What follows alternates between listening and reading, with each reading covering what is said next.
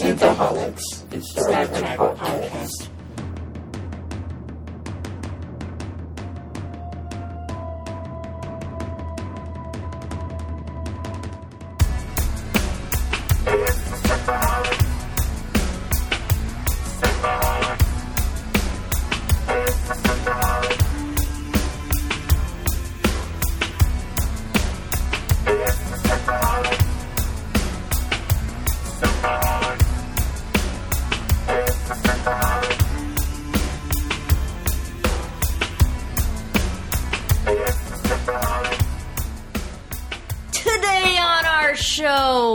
Wait, that's the wrong show. Over to you, David. Welcome to Synthaholics. This is your host, David Duncan, and you heard HollyMichelle loud and clear. And we also have Aarron O'Brien, of course, hello. As always. Meow. Hello. Are you a kitty? I'm a little kitty. You need to suck on a titty? Give me some milk. Skirt, skirt, skirt. Welcome, guys. I hope you haven't turned it off yet. We do have Star Trek to talk about. Please. There's been a lot of kitty talk before. Kitty? And titty. Oh, yes, before we started rolling. I was recalling a Mardi Gras story, which was interesting. Well, let's move on to what our subject is. Yeah, let's not talk about your escapades into debauchery. Adventures in New Orleans. No. Holly has finished Star Trek Discovery. I have. And there's no real news. I mean, I saw Anson Mount getting his hair done to look like Pike. He got his hair did. His hair did. I saw that on the Twitters. Nice. But I'm going to make a bold prediction because we're recording on a Sunday night. I'm guessing Monday morning we'll have some Star Trek news, and then we'll release the podcast as normal on Tuesday, and we won't be talking about that news because the magic of podcasts. Yes. Well, we do know for sure that you can see us all. Will be, well, except Holly, I'm sorry. We will be at the Nickel City Con in Buffalo. Yeah, but past I'll be there guests... in spirit. Yeah. Past guest Robbie Palmer, he'll be there. Mm-hmm. Chris Chavez, he's also a past guest. He will also be there. Pete Herr will be there. Pete Herr, also past guest, will be there. Adam Herr, past guest, will be people. there. Josiah Leroy, also past guest. Mm-hmm. Maybe Trevor, I don't know. I haven't talked to him. I haven't talked to Trevor in a while. I don't know if he'll be there, but there will be other Geekiverse people there, most assuredly. Mm-hmm. Yes, I will be there. Assuredly. And I have my table, my art table, so you can see me in Artist Alley. I will be roaming. Do it. I'll be roaming with my recorder to talk with people who look like they like Star Trek. Y'all can look for me. But you won't be there. But I won't We'll have a cardboard cutout of you, Holly. That's a great idea. Bring out your Holly! Bring out your Holly! But Dave, why don't you let them... Yeah, I know, right?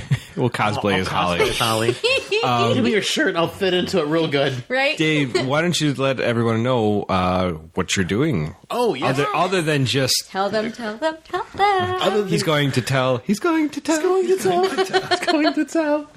I'm going to be doing a couple panels. Most importantly, we're doing a podcast panel, which me, Aaron, Chris Chavez, and Robbie Palmer will most likely be part of. Mm-hmm. Chris might even bring Anthony Mellon along if Anthony Mellon's going to be there. I don't know. I'm hoping so. So that'll be fun. But I will also be moderating some celebrity panels. I will be talking with Barbara Eden on Friday.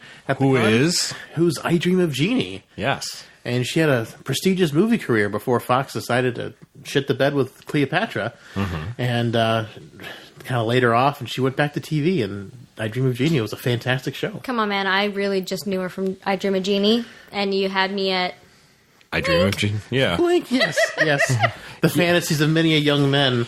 I used to watch a lot of I Dream of Jeannie when I was younger. And Nick at Night? Yes. I Dream of Jeannie. Me too. I love that show. She was so fantastic.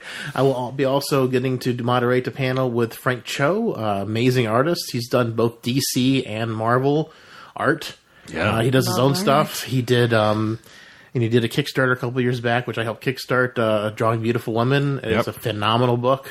He's great. I can't wait to meet him. It'll be great to get to talk with him. And then on that's on Saturday, along with the podcast panel. And then on Sunday, I'll be getting to talk with Lori Petty. I'll be moderating her panel as well. Right. And I'm so mad I'm not going to be there. And she's in Tank Girl. She is Tank Girl. She is Tank Girl. She's in Point Break.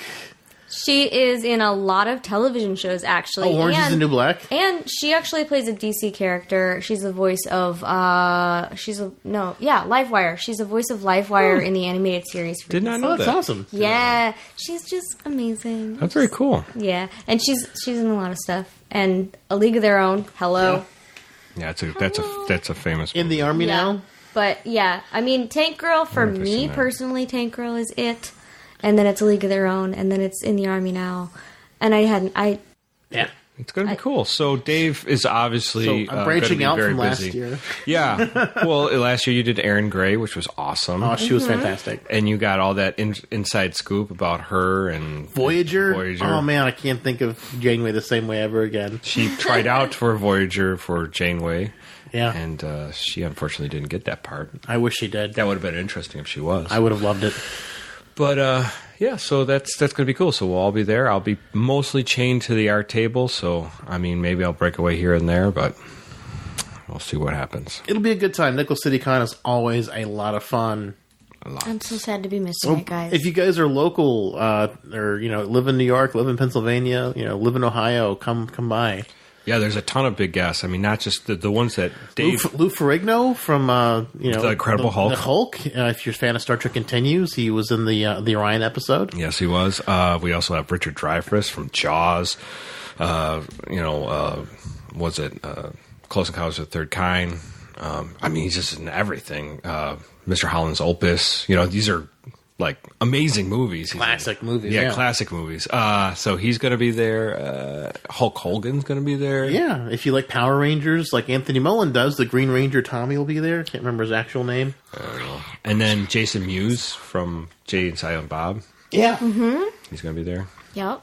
So there's lots of people to see besides us, but we'd be flattered if you came to. If you just came to see one of us, Yeah, we'd be very. You'd have to hunt them down, though. Yeah. Well, One Dave. of them is Aaron- stationary. Aaron will be at a table. will be at a table in the, Yeah, you can see me at my Orange corner. Numina table, Numina Comics. I'll be there. And, maybe he'll give Aaron like a schedule. Well, come visit his table if you want to come meet me. and I If you want to can get a photo up with me on the You on the guys side. should do photo ops if you're in the area. You should come get pictures with the Synthaholics, guys. proudly say that my graphic novel will be out and ready for sale. Snakeland? Snakeland is out and done. Yes, It is done. It is printed. So Yay. it's all set. that is amazing. Yeah. Great news. Yeah, very cool. So I'm excited for you. That's great. Lots of fun, exciting stuff happening this weekend. The 18th, 19th, and 20th, I believe, is this Yeah. weekend. yes, So of May. So if you're listening to this in the future, we're sorry. You didn't missed make it. the cut. you didn't make it, but maybe in the future we'll meet. Yeah, in the past? We'll meet again. If it's in the future don't and know we're how. talking about this weekend, wouldn't it be the past? Don't know when. with the dulcet tones of Aaron O'Brien coming to you for Synthaholics After Dark. That was beautiful. Thank you. All right. Well, let's get to the topic in hand. Yes. So, Holly, you have finished Discovery, and Last we talked, you were just on episode 6. yes, and we've gotten through the rest. 7. No, I watched Mud. No, you didn't get to Mud yet. That Are you one sure? with the time thing. Yes. So, because we were excited, because that was a kind of fun episode. You guys were excited for Mud, yes. Yeah. Okay, so now I remember, yes. But Holly hated Mud. I really don't like him. Well, he's not. He's a villain. You're not supposed to like Oh, him. I love villains. But he's I like- didn't like him. Really? As a scoundrel villain. I was so happy when he got what he quote unquote deserved, which he Marriage. didn't deserve a woman Marriage. who was just so excited for him. Marriage is what brings us. Together to die. So, man. so for the episode 7, you with Harry Mudd. I thought it was brilliant. It's a fun episode. It was. It's like kind of a Groundhog Day kind of thing. Yeah, you're on the edge of your seat, but that doesn't mean I liked Harry Mudd. And Do you like Rainn Wilson? The actor who played The Harry actor. Mudd. Yeah, I mean I think he did a great job. he's the guy from The Office who plays Dwight. I have been told by a lot of people that I need to watch The Office. Ooh, I haven't watched The Office either. I haven't watched Dave, that does not surprise me. Yes. Yeah. Does not surprise the audience either, probably. The gap in your knowledge of pop culture is astoundingly Well, you know, Very narrow. But I know a lot about Star Trek. You know a lot about Star Trek and video And games, Star Wars. Star Wars, and then everything gets kind of fuzzy. Battlestar Galactica. a little muddled up there. Yeah. Well, as far as The Office goes, I was like, oh, The Office. I'll start with the original, the BBC The Orifice. version. And I could not handle it. It was just so boring. I tried to watch the And first season of Office- The American Office, and I worked at Time Warner Cable at the time, and it reminded me too much of work, and it depressed me. So I didn't find it funny. I found it depressing. I see. And so I couldn't go very far in the first season. I think that's why people liked it, because they identified with the idiocy of Right. of office politics. Mm-hmm. So that's what I think it sure. and then people became the characters grew out of their grew bigger roles, you know. Mm-hmm. Yeah, but it just made me sad. I was like, ugh, this is too much like being at work. Yeah. I need to escape from work, not like revisit I it didn't when I'm come at home. home to watch me at work. That was my issue with The Office. So I did try. So Okay. to be fair, Well, To me. the actor, I recognize him Rainn from Wilson, yeah. pictures and memes and all that jazz. I've seen him in things. I seen that guy somewhere. I seen that memes. I seen them memes. Is that Michael Caine? Michael Kind. I've seen the memes. I seen them the memes. Jesus. What is going on with our show? I drank an entire 5-shot Long Island iced tea before the show, and I'm halfway through my He's second. halfway through his second. People, I just got to tell you that this is what happens when Dave's been drinking, and there's no real outline to the show. So, because it's just a recap. Yeah. But stay with us. Because I got some thoughts. Yeah, because we're getting Holly's thoughts on Discovery, Yeah. Part 2. Okay, Yeah. so Didn't like So Harry Mudd. Harry Mudd. out. I thought the episode was written really well. Mm-hmm. But I don't like him.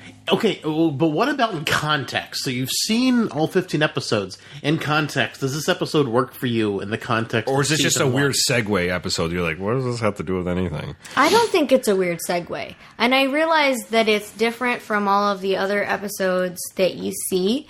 And it's different from a lot of episodes that have come before it. But I thought it was really... I thought it was a The one thing is good about this episode, I have to say, I mean, for other than a segue episode, is that it establishes that Michael Burnham's character and Ash Tyler do have a thing together. Like there's like an attraction thing. So Yeah, that's probably the biggest of all of them. Yeah, I actually did like that because, I definitely still don't subscribe to the fact that the show is centered around Michael Burnham. I think she's a big part of the plot line, But I really don't think it's on her. Yeah. And I think a big part of her story is her upbringing and the cultures between different races, and that's definitely the biggest thing is like your different race. And she's a human who was raised by Klingons, and Vulcans. Sorry, yeah, she was not raised by Vulcans or Klingons. She was raised by Vulcans. I've been drinking too. So she's a human raised by Vulcans, and she fights her nature. Right. And living amongst, Starfleet is a collective. Well, that's a really bad word to use for something. No, it is a collective. You're is a collective. it's all there all together. It's the big melting pot. Yeah. Well, so 7 of 9 calls, Voyager her collective. Her collective. Yeah. So, that's beautiful. And I think that's basically what Discovery is about. It's about the Federation becoming what it is. And she is maybe not the center of it, but her experiences are a good way to showcase that. Yeah, sort of like a lens you're seeing it through. Yeah. So it's an interesting viewpoint. And then you on the opposite side, you see the Klingons reject that, and like the Starfleet wants to, the Federation wants to be inclusive, and that will destroy our culture. Where Michael is like, this is my culture I was raised in, but I'm, I have other things going on with me. Yeah, I'm inclusive. I'm trying to learn to be human now. Yeah, so. And I honestly think that the Klingons have it completely wrong. I don't think they really understand, because I'm pretty sure... Klingon mach tak judge. Sure. I'm pretty sure Remain the Klingon. first time Gesundheit. I'm pretty sure the first time you actually hear the Klingons, which is in episode 1, and it's like you're just reading and trying to understand what they're talking about, but they talk about how we come in peace is how you know when to kill humans, right. because if they say we come in peace, then they're lying and blah, blah, blah. Right. And I just think the Klingons misunderstand the fear. human race. But it's fear too, because Definitely. they're so afraid that their culture will be watered down and changed from what the Federation has to offer. Well, but they don't have to integrate to coexist. No, you don't have to. And I wish they understood that in episode 1. I know. No, the Klingons understood that, and T'Kuvma understood that, but T'Kuvma needed propaganda to make people rally behind him. Well, he was grandstanding, of course, to reach for power. Yeah. So I mean, like, he's a cult leader. He's trying to talk to the people and tell them, like, this is bad. Stoke the fear, stoke what you're afraid of, that you're going to lose something, and then if you stoke that fear, you can get the people to be energized, with you and to back you. So I'm sure T'Kuvma knew what he was saying was bullshit. He just was like, whether he's trying to most cult positively leaders manipulate them into doing something that might have been good. I mean, listening to the last podcast on the left, like, most cult leaders know what they're saying is utter bullshit, but they just see how far they can push it and how far people... Well, whether they know it's bullshit or not, it's not really the case. They just know how to manipulate the people. That's most important. Right. Yeah. And so that it's that... it's not just cult leaders. It's just politicians. Politicians do the same thing. You see someone who becomes that demagogue kind of personality is like, I have the answers to your I have all the solutions to all these problems in your life, and by doing that, they stoke fear of what could happen. All these problems that you have that you didn't know you had. You didn't know you had these problems, but they're there. Hey. So the Harry Mudd episode of the time travel, I think, is clever and a lot of fun. Like I said, kind of like the Groundhog Day. Yeah. But it's fun to see. I understand, like, Harry Mudd's not the greatest villain in the world. He's just sort of like I said, that scoundrel. He's just a prick. He's a fun villain. No, he's just a douchebag. You need to watch his other episodes in TOS. I'm just saying, he's fun. Like, he was vengeful in this one, so maybe the fun got sucked out of it a little bit because he's so vindictive in this episode. But the setup for this episode makes his character in this episode unbelievable, because he was such a manipulative tool bag in the prison cell, and now all of a sudden he's brilliant. That didn't make any sense. Well, he was working with the Klingons all along. Just saying. Yeah. It wasn't. I don't know. Maybe it was just more of a shock value for this episode. His brilliance to shine through, or whatever. Definitely could have done it better. Like, I feel like all the episodes need like 5 to 10 more minutes of exposition or just story. Yeah. Right. Because we needed to know more about how Harry Mudd actually got away, because they just kind of gloss over it. I mean, he must have been working with the Klingons. The show asks you to assume a lot. Yeah, but with Harry Mudd, I don't really want to know. I kind of want to be kind of like, that guy is just so bizarre and so offbeat that maybe he could do those kind of things, Sure. And Harry Mudd's always his own worst enemy. From every episode we ever see, he's always the one who gets himself in trouble in the end. But Aaron, I think both of us kind of agreed this was kind of like a non sequitur for the rest of the season. Other than the establishment of the relationship, But it could have happened in many other ways. Oh, sure. And it was a great way to do it. And it was reaffirmed in the next episode, so it didn't. This episode could have been. This episode could not be there at all, and nothing would change. I disagree. I think this episode. I think the episode is fun. I enjoy the episode. I think it's. I love to see Harry Mudd again, of course, and the the establishment of their whatever you want to call their relationship is fun between Michael and Tyler, Ash Tyler. Yeah.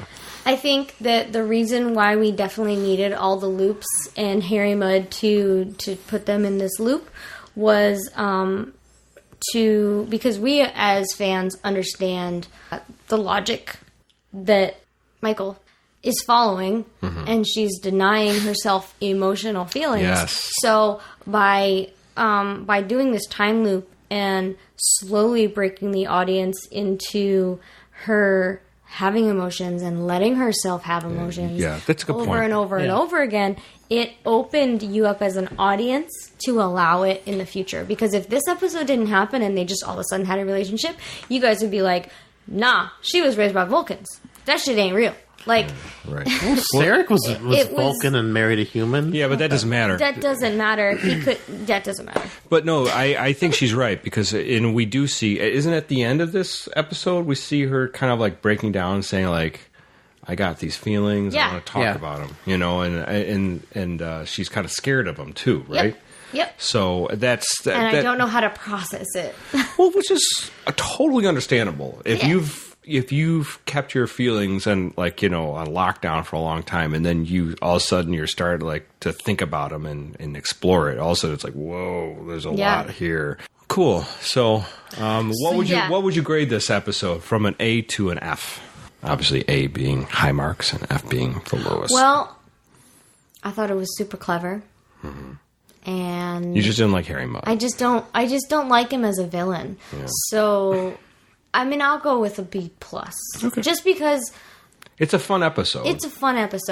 And you get to see Lorca thrown into space, so... it's kind of fun. Lorca, the Lorca death montage was definitely fun. Definitely sad, because I love Lorca. I wanted to see Lorca win a couple times. Well, let's go to... CV's Pacum Parabellum. Yeah, episode 8. The Saru fail episode. This is the one where they're on the planet. And Saru goes sonar, like... Right? Yes, Saru's like, it could be wonderful if we just don't do anything. If we just got penetrated by these sparkles over and over again. I really liked this episode. Titty penetration. No. And what? What? That doesn't happen. No. If there was a weird image of the sparkles disappearing into his nipples, maybe, but I don't know where you get this from. Mr. Sparkle. They went in all his other. They went in all his other orifices. I mean, yeah. Anyway, I love. What are the aliens called? I'm sorry for this one. Pavans. That's right. Pavo. From Planet Pavo, the Pavans. So they're Mary Pavans. They're tiny little people that come and infiltrate you. A spoonful of sugar. Nice. A spoonful of sugar make the medicine go down. The Pavos are... I liked this episode a lot because it reminded me of Avatar, how everything is connected and there's a central network throughout the planet. But it was these Pavans. It was these actual glistening particles that were in the air. And I really liked how they gave Saru this image of what life could be, and as his not predatory, because he's not the predator. What's the word for the victim? Prey? The prey. Preyatory? Preyatory? That doesn't sound right. Sounds weird. Let's just roll with it. The predicated. The stalked. It was really emotional for me because that's so sad. That he felt safe for once. For once, he got to feel complete bliss, and it wasn't just that Michael took it away from him. It was that he knew she needed to, and he really didn't want her to. And I felt that was beautiful and sad and important. Yeah, I mean, it's an interesting character story study for him. But this is before that they do the... Is it before? I can't remember this episode. How does it end? Is it they're fighting at the crystal stalk? Yeah. Okay. Yeah. He hoof kicks Oh yeah, it. he kicks like a mule. He's like, fuck you, bitch. I am staying. He does like Hulk smash on the thing with his hands. Saru smash. And then on the bed, and then the part I really wanted him to be like, yeah, they had control over my mind. And then he was like, no, I was me. And then I was like, Saru, you could have redeemed yourself. No, redemption is honesty. Yeah. There's something to be said. I wanted him to be honest that they were taking over his mind. I wanted that. I wanted them to be because you wanted them to be villainous. I wanted because I really wanted to like Saru, and it's something I'm actually fascinated in a sense with is and it's not the same, of course, but like drug addiction, where you see people who are genuinely good people, but when the addiction and the need, the craving for whatever that addiction is, if it's drug, if it's alcohol, of the outcome, they will screw over everyone and anyone because of that addiction, and they'll do it to their mothers and their fathers and brothers and sisters, their children, anybody. They'll do those things. Happy Mother's Day. Happy Mother's Day. Yes, we were recording on Mother's Day. Yes. Sorry, I'm saying titties so much. Mama. They are necessary to be a mother. Yeah. For life. Titty. For life. Nurturing of life. Anyway, Saru. But yeah, so it's an interesting thought. I mean, it's not, like I said, it's not quite the same, but it's that you find safety in something, or something that ensconces your brain or your soul, and you think that you're safe, and then all of a sudden it's going to get ripped away from you. It's a false security. It's a false security, of course. And then that you'll fight to keep that feeling going. So that's the thing. And I'm always fascinated how far people will go. And like, because if you know anybody with any addiction, which I have known for quite a few people in my life, that there's a lot of them very good people, but when that addiction kicks in, like I said, they'll do things, and they'll do crazy stuff for whatever they got to get. If it's gambling or if it's whatever, and you're just like, oh man. So I feel for Saru in a lot of ways. I don't think Saru's evil for it. Like where you're saying, like you're like you wish they took over his brain. I don't think that's how it is. I think and it's not the equivalent of addiction, but it's that feel of that it's the euphoria. Yes. Yeah. Thank you. The euphoria or whatever that it gives you. Yep. Yeah, it just made me sad because I really liked Saru as a character. He was interesting up until this point. Then it just was like, you lost respect for him. I lost lots of respect for him, and he earns it back. But it takes a couple episodes. Yeah, no, I have a lot of respect. I liked characters with flaws. Yeah. And I like to That's know why I love villains. Yes, villains are great because and if there's a well-written villain, then you know the reasons why they're doing things. Right. So if it's just some guy just doing crazy evil shit, you're like, well, I don't know why you're doing that. So whatever. Yeah. And this was obviously the one where they send out the signal in the crystal stalk. Yeah, and it brings the Klingons to them, and they have to defend Pavo. And we do get more of a closer relationship. I think this is where Ash and Michael make their moves.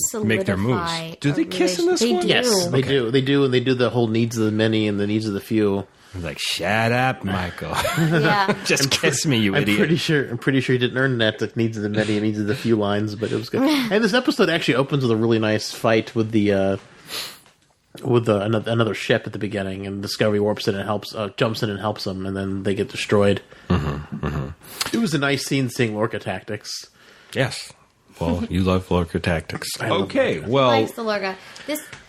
Episode 10. No, episode 9. There was a 9, but they really didn't do much. Episode 9? Yeah. Episode 9 was the one where they rescue Cornwell and they drop the sensors on the ship and they blow it up. Oh, I guess I was. They did a lot. They did a lot of stuff in that episode. Yeah, they did. Tyler. We see Tyler's PTSD meltdown. Yeah, that's a big thing. That's right. Where he can't handle it. That was a great episode. And then episode 9 was great. I loved episode 9. And then Laurel jumps on him and she does the transporter hug. Oh, and she comes back to Discovery with them. Right. Yeah. Okay. So yeah. She was trying to skip over episode 9. It's like nothing happens in episode, and then they go to the mirror universe at the end. But everything happens. So many things happen in this episode. This episode I loved because, I mean, again, it is super Michael heavy, but did you like when Michael challenged Cole? It was great, I have to say. Challenging his Klingon honor. But you know what? I feel like I still stand by the fact that I don't know that I trust this quote-unquote Klingon honor, because even to the very last episode, it's really in question. Well, I mean, until the last episode, when it's held like with a knife to their necks, they are like, well, we don't have honor. Well, and then she's like, you're going to have motherfucking honor, bitches. Well, that was Cole's whole thing. Like, I mean, that's what Michael was calling him out on. He says, "You have no honor. Fight, right? Try to prove it by fighting me, right?" And he didn't want to back down from a human female. That fight scene was badass, and I knew exactly what was going to happen. And I know watching TV with me is weird. And Aaron, you don't know how it is to watch a movie or. I've a never show watched with me. anything. I've been watching lots of stuff with Holly. I try to hold my tongue a lot, and sometimes I'll just like mumble shit or I'll scream shit in the middle, and it's unintelligible. And I try not to... She speaks in tongues through the Holy Spirit. But, like, when I watch TV with other people, like, if I speak, I think people think they can talk back to me and have a conversation with me. And I'm like, no, shut up. I can talk. You're not allowed to talk. We rewind a lot of stuff. We rewind a because lot. I talk a lot. He does. You talk a lot. He does. See, I don't think I've, other than we've seen Star Wars and a couple movies together, but you're pretty quiet. Once in a while, you'll lean over and say something. It might be because he's already seen these. Yeah, that's so probably. He'll say something. I'm trying to fill. I'm trying to fill things in because sometimes it looks like you have questions. No, I'm just super into it, and so he'll start talking, and I'm either not hearing him, like legitimately have no idea he's talking. Or he starts talking. That's what and Aaron thinks I hit pause and I look at him and I go, I can't watch and listen to you at the same time. I have a very dear friend that, especially when we were younger, we'd see movies and like something would be going on, and then he'd get like the idea what's going on with the plot or something that was going to happen. He goes, "Oh, so what he's saying is that blah blah blah blah." I'm like, dude, I'm watching the same movie. I get it. All right. It's like I'm like, shut up. Right. When me and Aaron go to movies, I'll point out things I think is like a joke, especially if we're like gonna like record later. I'll be like, oh, this is like something that's gonna be fun. Well, I mean, but most of the times you're just like, you'll point out like something like either you think is cool or just ridiculous. Like, what's that about? Yeah. Well, basically, when I was watching this episode, there were things that I wanted to shout out and like I wanted to geek out about, like the fight scene and how I was like, yeah, she's totally gonna energize in the middle of this fight. It's gonna be great. And I couldn't say any of this because I was like, I don't want him to talk back to me. Right. So I'm just not gonna say anything. She's trying not to.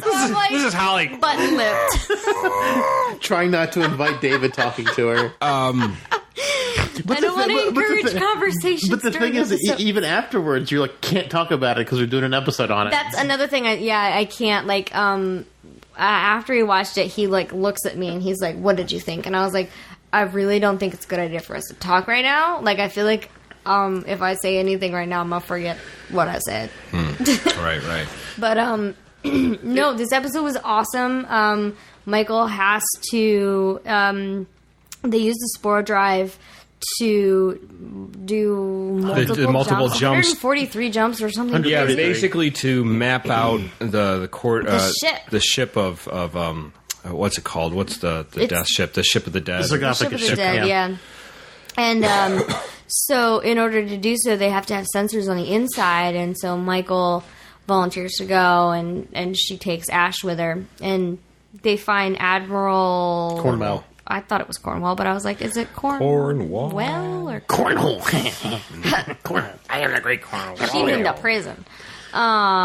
But they find her, and the whole thing with Ash having his PTSD moment, like, you guys kept asking me, like, do you trust him? Like, you don't like him. And I'm like, no, I still don't like him. And even with his PTSD, and I'm married to a Marine, I was still like, that doesn't make me feel bad for him. And this episode got over, and Dave looks at me, and he's like, do you feel bad for him?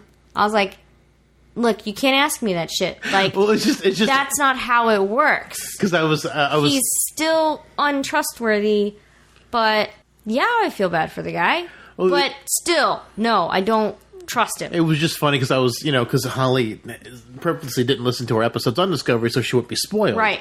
So I was, as we watched the episode, I was kind of giving her Aarron and I's reaction to them a little bit. He was trying to, yeah. And, it was just funny because, we were casting all sorts of shade at Ash Tyler up until this point. And then Aaron's like, oh, I feel bad for him. I'm like, I don't. Well, there was more I think it's a later episode, isn't it, where we really see what he went through? They show some of it in this episode. Is it this episode? I thought there was more later, too. He starts getting the flashbacks. There's more later, but it starts this episode. We start seeing him. Right. Yeah, so this episode is like a turning point for Ash because once he sees... Laurel, he starts to actually get those flashbacks of, and he says in the next episode, I think he starts talking about how he can't sleep and he has these visions and he's not himself and that's why he's so weird. But you actually start to see them, so I think that's like the point of them showing us is like it's more forceful, and he's actually starting to really see him, and he sees him. The only word I can say for it is worshiping Laurel, in a sexual manner. I think we were almost right off the bat. We're like Manchurian Candidate. That's exactly what we thought immediately. Like a sleeper agent who is going to be somehow engaged to. We didn't know in what shape or form, but that's the Klingons were using him as. Yeah, episode 5. We're like, very first time we saw him, like it's too convenient. Like he's like a hidden, and he's too nice and all this stuff like that. It's just too sweet. Such a sweet boy. See, I didn't notice any of the sweetness. Well, I didn't mean sweet, but just like he seemed like stalwart. He seemed like he was crowd. He seemed too good to be true for a guy who's been through 7 months of torture. Yeah, like he's way too together. Yeah, you're a little too. Yeah, exactly. Because he showed. Because we kept talking about it because he showed no signs of PTSD, like at all. Yeah. Until this point, and so it's just like, nah, he's too good to be true. Like. 7 months of brutal torture from Klingons, and then and you're getting raped on the side. Yeah, he's way too seemingly stable for that to be true. But something we talked about in the first part of this was like that they're talking about PTSD and like mental breaks and like how people cope with things, and there are people who mentally block out traumatic things. Oh, absolutely. Yeah, so like. I'm not saying I trusted him or forgave him or had any kind of like sadness thrown his way, but like it was plausible that it was legitimately a forgetfulness or a blockout. But I think the best part about this episode was how they handled the fight scene, how they handled the with Core. Yeah, the actual human standing up to the Klingon and besting him, and I just thought it was brilliant and amazing, and it ultimately led to the Discovery having the ability to break down the cloaking mechanism that all of the Klingon ships had, but it also made what's his name really sick. Stamets. And he really shouldn't ever be jumping again. And in the next episode, he agrees to jump. It's the end of this episode. One more time. Just not one more time. But see, this is the thing. Jump again. Sorry. But what was I going to say? So the idea that I lost my train of thought with that song. No, it wasn't Stamets. Oh, it was about the song. Lorca? No, One more I'm sorry. time. Let's move on. Okay. Well, I was sad when Cole died because he was like the main bad guy, and I loved Kenneth Mitchell. I love how he played Cole. I loved he was such a sassy Klingon. is this about what you think, or is this about what I think? Yeah, shut up, you. You should see his face right now. I just want to talk about No, Discovery. he was a good bad guy. He was He was a cool bad guy. Yeah. He was like a badass looking bad guy. badass bad guy. Ass guy. God, I cannot remember what I was going to say. Hideous. Had nothing to do with titties. Sorry. But let's move on. Let's go to the next episode. So, Despite yourself. Stamets says he's gonna jump. He's gonna. Oh, don't worry about it, Captain. I got this one. Which This one's was on the. really weird because I think deep down he wanted what happens to happen because Stamets? yeah, and not out of like a.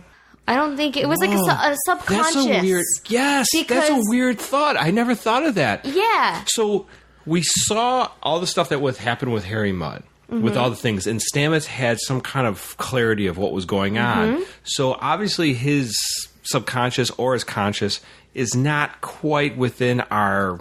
Like our understanding. Yeah. We just don't get it. So if he's like, maybe he sees Lorca as a different person. That's an interesting thought, and I never considered that until just right now. Yeah. Until Holly just said that. I feel like he did because if you think about Stamets, We're sending you home, sir. Don't worry. he's always stood up to Lorca and gave him shade, threw him shade, and gave him shit. And he was just like, you know what? I'll do it. Yeah. And Lorca was like, really? And he's like, yeah, after this, I'll retire. I'll have a lot of time. But the way he was saying these things was like, yeah, something bad's about to happen. And I don't know if you guys felt that when you first watched it. No, not at all. I mean, No, I didn't. that's how I felt. You saying this is the first time I ever thought, and it's a very, very interesting point because maybe Stamets. I don't think at that point I understood Stamets. I don't think he grasped what was going to happen. Didn't. I think Stamets is always on this cusp of he's technically outside of space time. yes, but he's like this intuitiveness that he has, but he doesn't have understand. It's sort of like Spidey sense kind of thing. Like he gets it, but he doesn't understand it. Right. Like he knows when something's happening, but he doesn't. Inklings. Yes. That makes a lot more sense because I just didn't see because Lorca's plan is so convoluted. Mm-hmm. Everything has to go right so much for Lorca's plan to work out. Mm-hmm. Right. And it almost makes like this interesting fact makes his plan even more ridiculous. because he'd be betting on because if he's not really coaxing Stamets into it, or if he doesn't know Stamets is going to read into he wants him to jump, that makes it even more far-fetched. Yeah, that's true. Because, I mean, Lorca's plan is like, what we find out about Lorca is heartbreaking, and it makes his plan utterly ridiculous. But Lorca was given the free reign to get whatever scientists he needed, and he knew that from his world, his dimension, that Stamets was the smartest person for the job. And granted, I don't think he knew what kind of understanding that Stamets would have, and it's not actually talked about in the other dimension how long they've had the technology. It's not talked about. The only thing that they ever say about it is that they use the technology of the spore drive to create a weapon. They don't say how long they've been working on it, and Stamets was working on it before Lorca left. That's all we know. Yeah. So whether Lorca fed Stamets from our perspective universe, whether he kind of fed him ideas and information, we don't know. But I just feel like that was one thought I had, was that I felt like he kind of was okay with what was going to happen. Only, you know, he's got, you know, the little veins and the roots and the trails, and he's seen so many things and so many outcomes, and he doesn't know how to process them. And they just could have been crossed or mixed, and he's just okay with whatever's going to happen. And that's how I felt. He was just like kind of weirdly at peace. And it was odd to me, especially with, what's his name, Paul? Well, Paul Stamets, but then you're saying Culber, his Boyfriend. His boyfriend. Yeah. His partner. Yeah. I liked him. Yeah. I was very sad for that. Well, so obviously they go into The Mirror Universe at the end. Yep. And then we had Despite Yourself, directed by our In Riker We Trust, Jonathan Frakes. Right. This was probably like my second favorite episode. Yeah, they have to impersonate their mirror selves. And one thing that I'm not okay with, because maybe David was talking and I missed it. But what the fuck happened to the Discovery from this universe? It switched. They switched places. But what happened to the Discovery when it was in our universe? It got destroyed immediately. By what? Klingons. No. Yep. No. Yep. Because they went to Outpost 24 or 42 or whatever. There weren't any Klingons there. They didn't make If it was there. immediate... No, they jumped to Pavo.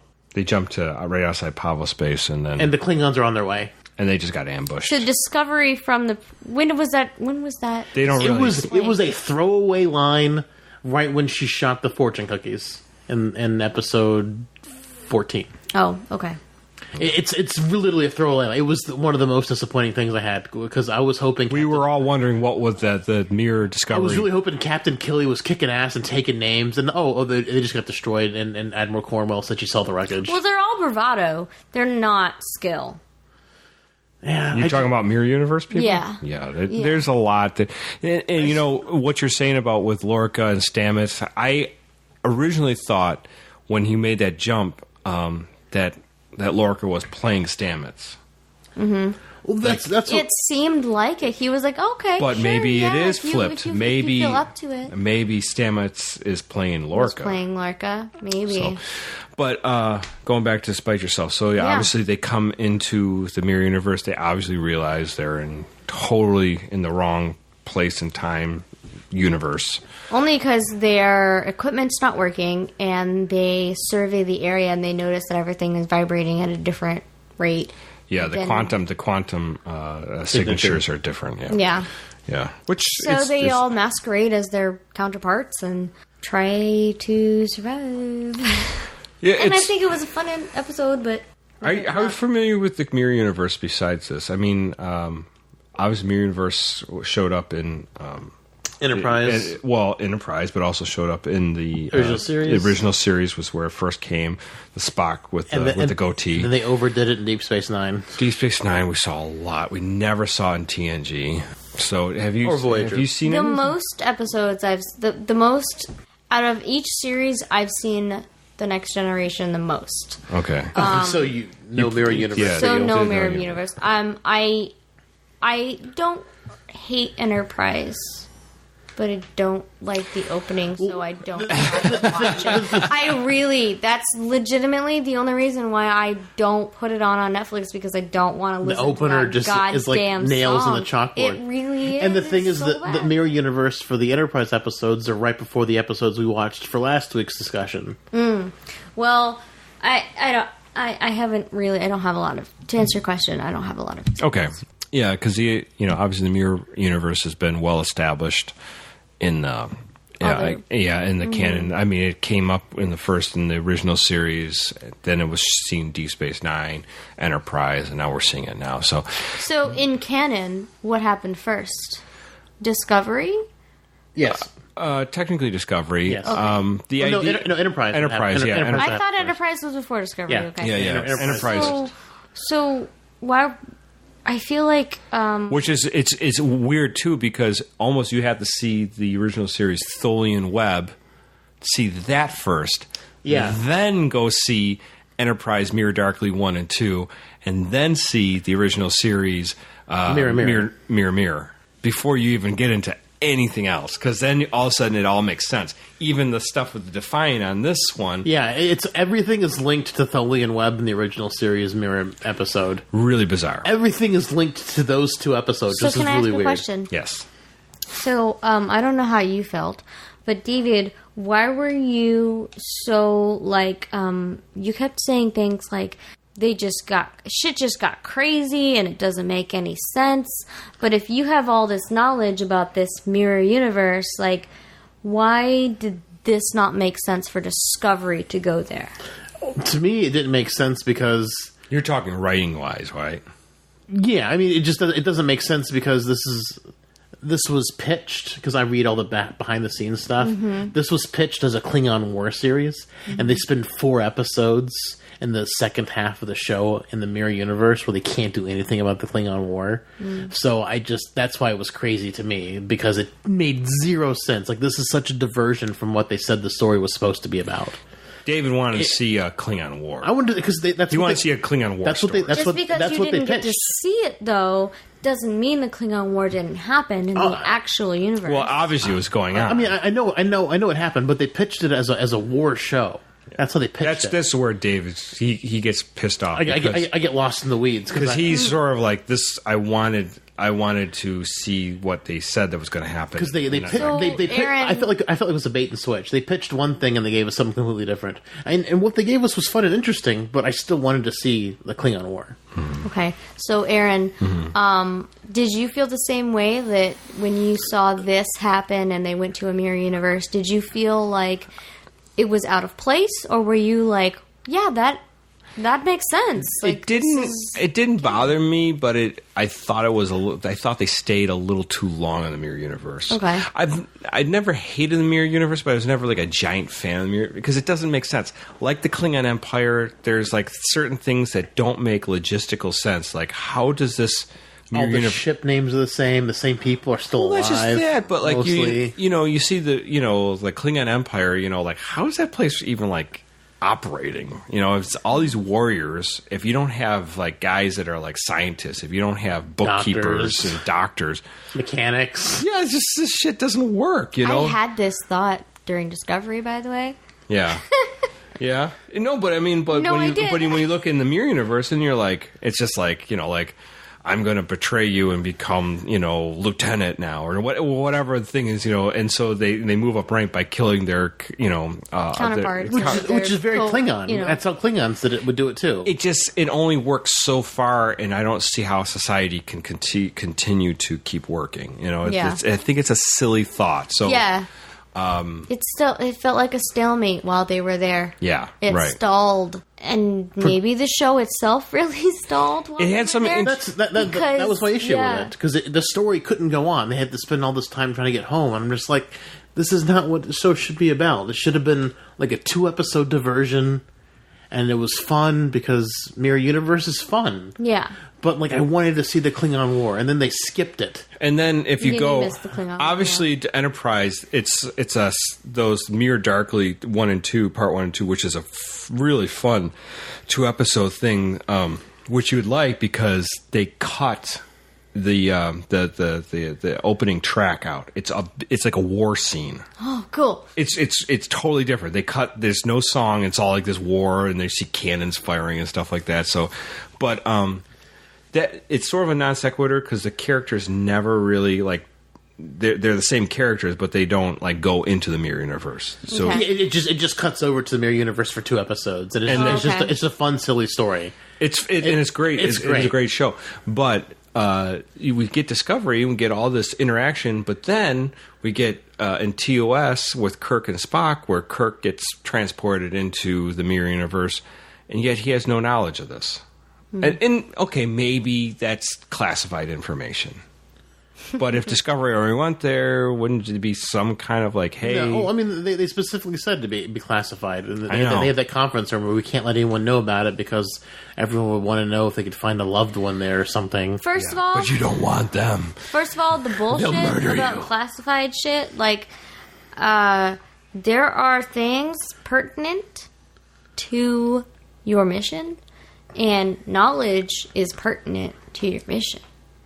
Right. So, But it's the forbidden fruit knowledge. So if the Discovery found out that there's this quadrant that you can't fly through or space through or whatever, warp through, and that because it'll send you back in time, that shouldn't be classified. That should be, hey, when plotting a course, avoid this. That would cause a causality loop, and the Defiant couldn't go back there, and they wouldn't find it in the universe. It's just that's why did the Reliant go to SETI Alpha? That is hilarious because they could have prevented the Defiant from going to the mirror universe in the first place in Discovery. In Tholian Web, right? Yeah, they could have prevented it. That is absolutely hilarious. Right. Well, those are the things I think of. Okay, so I love that. So we, Despite Yourself, which is a fun episode to see them kind of like I really liked that we got to see Tilly. Yeah, Tilly becomes Killy. Tilly. Yeah. And she doesn't become her, but it was really cute. Yeah. It was fun and exciting. And the next episode, you get to see Michael take, again, Ash to the Rebel planet because in the first episode and in the previous episode... Culber died in Despite hey. Yourself. Culber. Stamets' partner. Yeah. He got his neck snapped. That was the most surprising thing that happened in all of Discovery Ash. to me. And I guess, I mean, it's not a play-by-play, but, like, I don't know. I thought that it was... When you saw that... Okay. When you saw Ash snap Culber's neck, were you surprised or were you... So, no. Because my jaw I pay attention. dropped when I saw it. I was like, that was the most... I mean, I was like, oh my God, he killed him. It was the most shocking thing to me in Discovery. So, but you shouldn't have been shocked because... we said we were cheering candidate. I just think they're going to kill Culber because I like Culber. Well, no, no. That is the sweetest person ever. Best mate, partner, whatever you want to call him. Hey, mate. He was amazing. However, I was not surprised because, mainly because I still, even to this episode, I still did not trust Ash. I had no... I just don't know. But same here. But you liked Tyler. No, I didn't trust him. But at all. But when he approaches Laurel, he has... She says the Klingon prayer to him that makes him try to remember. Yeah. And he loses a bit of time. Yeah. And he wakes up across the room at a panel, and he's like, "What?" And so I knew immediately. Something I was like, going on. Yep, he's brainwashed or that's the not Manchurian himself candidate. Or whatever. I mean, because it's like you're supposed to say some kind of code word to activate your agent. Right, your sleeper agent. Yeah, and then they're like, "Oh, now I have to, do my mission." Right, kind of and he woke up. So because they showed us they showed us his confusion, I knew. Yeah. So when he got up and he killed him, I was like, yeah, that's not Ash. That sucks. That sucks. I'm so upset about this death. He died. Right now. But the hatred and the disgust and like everything for Ash was just like really pungent, and I couldn't mourn because I was just like, you're a douchebag. You're a douchebag. A Klingon douchebag. Yeah, but then he sneaks away on this party with Michael to go down to the planet, and now Michael, she pretends that she's going there to extract information from like the data core or something, but then she ends up actually like she was going to go down to like basically crush them, and then she was going to get information so they could find out where the rest of the rebels were hiding. The rebels, yes, the rebel bases. And then she goes down and she, like Michael should, she's like, hey, you're all gonna die. You're gonna die. I want to help you. You need to evacuate, but I need some information. You need to evacuate regardless of whether or not you give me the information. But this meeting has to get on and let's get this going because this shit needs to happen. And who does she meet down there? And Not just Sarek. her daddy. You're my daddy. You're my daddy. But we see Vok. Volk. Isn't it Volk? Volk. So Volk is the leader of the rebellion, which is beautiful, like poetic justice. Right. Like it's just beautiful. Symbology. And honestly, in the first couple episodes of Discovery, I didn't think Volk was that bad a guy. I felt like he was his trust was misplaced, but he wasn't a terrible Klingon. I thought there was like redemption in line for him, but obviously that's not the case. But when you see Volk in this mirror universe, he is. Well, he's trying to coexist, but we're seeing the mirror version of him, like the opposite, where instead of he's Klingon only club, he's like, hey, let's join the club. Right, humans are the devastators. Kumbaya. Humans are the ones trying to exterminate our races, which is the case in this universe. And so I thought it was beautiful that Volk was the leader. And that being said, I know this is kind of like backtracking a little bit, but there was the part where L'Rell materialized away from the ship that, what was it, Coles. Yeah, he took over the ship and then she transported to where Discovery? Volk was. Oh, she's talking about episode 3? Left. Yeah. Remember when he was abandoned? Yeah. He was marooned on that ship, and she said, you gotta make the ultimate sacrifice. But nothing happened Well, you didn't see anything. for like 4 episodes with Volk. And it was just like, oh, let's just pretend like he didn't even exist. So the way it came back around was kind of beautiful.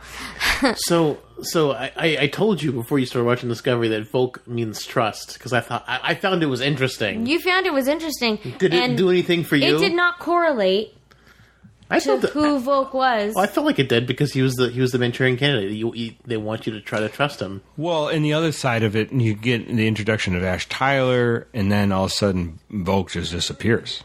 Yeah. But You're just like, where the hell did Volk go? I mean, until we see him now in episode 11 here, we don't really know. So, But I just thought it was really- interesting that his name was Trust, and he's the Manchurian candidate. that is trying to get you to very trust him. interesting. But there was nothing about Ash that made me trust him, because whether I it was didn't the trust way him the either. actor played him or whether it was the way the actor's role was written, he never.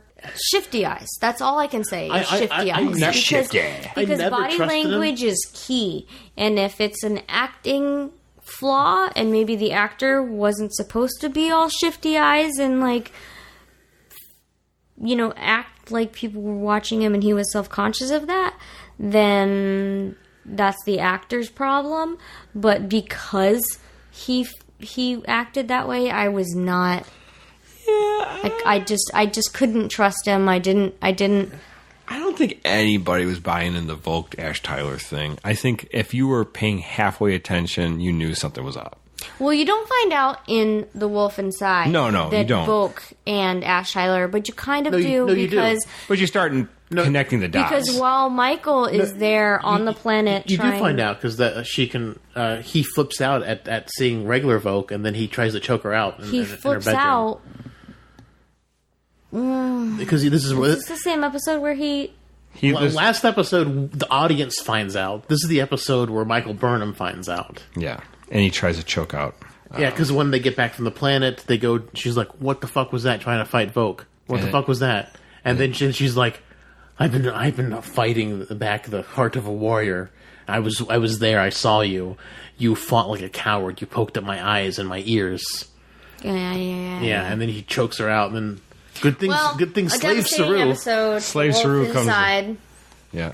And not only that, but Michael tries very hard to get the rebels to escape in this mirror universe. And then the They get blown Emperor comes in and cuts their heads, just blows up the planet before they have time to evacuate. Yeah. And it was very, very sad. But I will say, and I know this is totally unrelated, when they said emperor, this is probably super, what's the word? Racist? When there was an emperor, I was like, oh my god, I really hope it's the original captain of the Shenzhou. And I know that's super racist, and I'm so sorry. I'm so sorry, Michelle. I absolutely loved you as the captain of the Shenzhou. I absolutely loved you, and I was dying for you to come back, and I'm so glad you came back as emperor. But because the title was emperor, I was like, oh well, that's Asian, so why did they call it emperor, not empress? Because Hoshi was Asian and she became empress. I don't understand. Why did they change that? Maybe she wanted to sound. Is that like actor actress thing? Because like the actress thing is gone. Like people don't use actress anymore. This is many, many, many, many, many years in the future. Yeah. And one word should encompass all genders. So actor, actress, emperor. I'm sure they are the same thing. I'm sure it's not a sexist thing. Well, I mean, it might be because Hoshi Shato declared herself empress, and maybe she got taken down real quick because because the Empire knew it was an empress, not an emperor. So maybe Michelle Yeoh took emperor to not sound weak. Maybe that's something. I don't know. I just maybe I'm just old school because I just like people say I like this actress. But now it's, I like this actor, and you're like, oh, who is he? And then you're like, oh, it's a she. I'm like, I get confused. So, but then when you say emperor, empress, it doesn't really matter, but it's just like one of those things that it's like, I'm like, why did that get changed? I don't know, but I felt like it was like a play on words or a play on race. Well, I don't think it was a play. I feel like it was just. I don't know. When they said emperor, there was an emperor of this galaxy. I was like, oh my god, I really hope it's her. It's her. I was like, please, God, let it be her. Giorgio. And it was, and she was amazing. Power, unlimited power. Amazing. Well, let's go to episode 12, where we get to see more of her. Oh my god. Voting her and gloriousness. Oh my god. Her throne room. Amazing. Yeah, she's pretty cool. I just want her to be evil all the time. No, granted, I loved her as a good guy. Yeah. But she's an amazing villain. So, yeah, obviously we get into the heart. So she's like as good as Harry Mudd or not quite as good as Harry Mudd? Harry Mudd is not good. No. I know, I'm just teasing you. She does not like Harry Mudd. I wanted Harry Mudd to be emperor. Corner. I wanted Harry Mudd to be emperor. He really did. He was like, what? You didn't think it was Harry Mudd? I was like, what the fuck? Why would I think that's Harry Mudd? Well, he's like, Lorca I don't know, because it'd be brilliant. And he forgot his locker combination. Lorca would want to kill him. 1, 2, 3, 4, 5. That's my luggage combination. No. It's unbelievable. Well, no. So obviously, I was teasing Michael because I know you didn't like him. Burnham goes to the ISS Charon. We get to see this crazy starship. Oh, what did you think of the Chinese? I mean, the Saru food. Oh man, they ate some Saru. Yeah. What's the race? Kelpian. The food chain is so weird on Discovery. Yeah, Michael, you can have my. My Kelpian. What is the ganglia? Ganglia. You can have my ganglia as a show of affection. And Michael eats it, and she goes, "Yeah, no, you're not fucking Michael. Let's get out of here." Like, gods. Like, no. She's like, damn it. But yeah. Like, could you imagine? I mean, obviously it's different because you're thinking like, okay, this is a different race. But you can imagine like you're eating something and like you're in a high stakes thing, and they're like, this is your friend, whoever, and you're like, you're eating it. Oh God, she actually didn't even say that. Like she offered it to her, yeah. And then as Michael was chewing, she goes, "Chef so and so, no one can prepare Kelpian ganglia like Chef so and so." And Michael is like, "Oh my God, do I swallow?" Yeah, you're like, "Oh God, what am I eating?" And it tastes so good. Not moments before, she's in her quarters, and Saru is actually her servant. Yeah. And she names him out of affection. And she's Saru. like, I name you after a friend of mine. And and he's And yet, the funny thing is that she never tells Saru until way later. Well, no. She discovers it She doesn't because even tell him. No, Emperor Giorgio tells her. Yeah, tells him. but she never tells him. And he's like, "Have you seen any of my race?" Like, no, Right. haven't seen him. Just on the dinner table. Just on the dinner table. What's You bathed me. Kelpian? What's for dinner tonight? Kelpian, the other white meat. Yeah, yeah. Or maybe slightly bluish purple because the ganglia is like a purple. And the thing is, like, oh, God, could you imagine that happening to you and just knowing that, like, I mean, obviously she probably didn't know that Kelpian that died, but the fact that you're eating another sentient race. Well, yeah, I can't. I mean, it's like someone saying, I don't even like eating cows. I'm having orangutan for dinner tomorrow night. yeah, it's like, could you imagine someone like, oh, this is Robbie Palmer we're eating. Right? Well, we took Robbie you to Palmer in the we took you to universe. the Buffalo Zoo, and we introduced you to this orangutan, and its name was George. George Well, this Jungle? is George. So, right. bon appetit. And it's no. I'm going to admit something on this podcast for myself. So I was vegetarian for a long time, and I firmly believe that most animals are intelligent. Maybe not, obviously human intelligence, but if you're around any animals, they got it figured out. I mean, other than so it's like, yes, I left that lifestyle for a lot of different reasons, but like eating beef and stuff like that. I mean, if you know a cow, cows are very intelligent animals. They're so smart. Yeah, they're very intelligent animals, and it's sad. And I'm not going to say I'm a hypocrite. I'm a hypocrite. Because you eat them. I do eat them, so I am eating Kelpian, in some shape or form. Right. It's a hard thing. It's funny that you mentioned that just because we talked about like Kelpians or like if cows on Earth built rocket ships and tried to escape us. Time to move on. No, but I mean it is a sad thing. So I think we treat our animals terrible, and I'm gonna get on my soapbox for a second, because we see constantly people will be like, "Oh, can you believe these people are having dogs fight, or they're torturing this animal, or they're treating their cats bad." It's like, Cockfighting. all that shit. And yes, it is terrible across the board. But you're killing cows, which are just as intelligent, if not, And not violent in any way. and pigs. Can we talk about pigs? Are so sweet. Well, Pigs are Pigs are extremely used as, intelligent. and they're used as human analogs in So- science They are. stuff a lot. So my point only being, and it's not to preach to anybody, it's because like I said, I'm a hypocrite. I like me some bacon. No, and I had pulled pork just maybe a week ago or something like that. But I'm just saying, it's bullshit. It's bullshit. Yeah, people like to Just because it's convenient. hide the face of what they're Yes. eating. Yes. And I wasn't raised that way. We were taken to the slaughterhouses, and we were made to meet Holly, all of the animals. pick the animal you'd like to eat. Well, no, it was I don't like want it, Dad. educational. And my mom was a vegan, and my dad was not. My dad was red meat, and more red meat. Yeah. You can put a sprig of rosemary on there if you want to, but The only thing I can say gotta is be on some meat. the only thing I can say is chicken and like most bird fowl, they're kind of reptilian. They're not that smart, I mean, other than a few animals. Pescatarian is like fish, Oh, is it? where you're a vegetarian but you eat fish. I could get behind that because Yeah. fish are Delicious. fish are good, Yeah. but they're also Ew. no. I love fish. I don't. but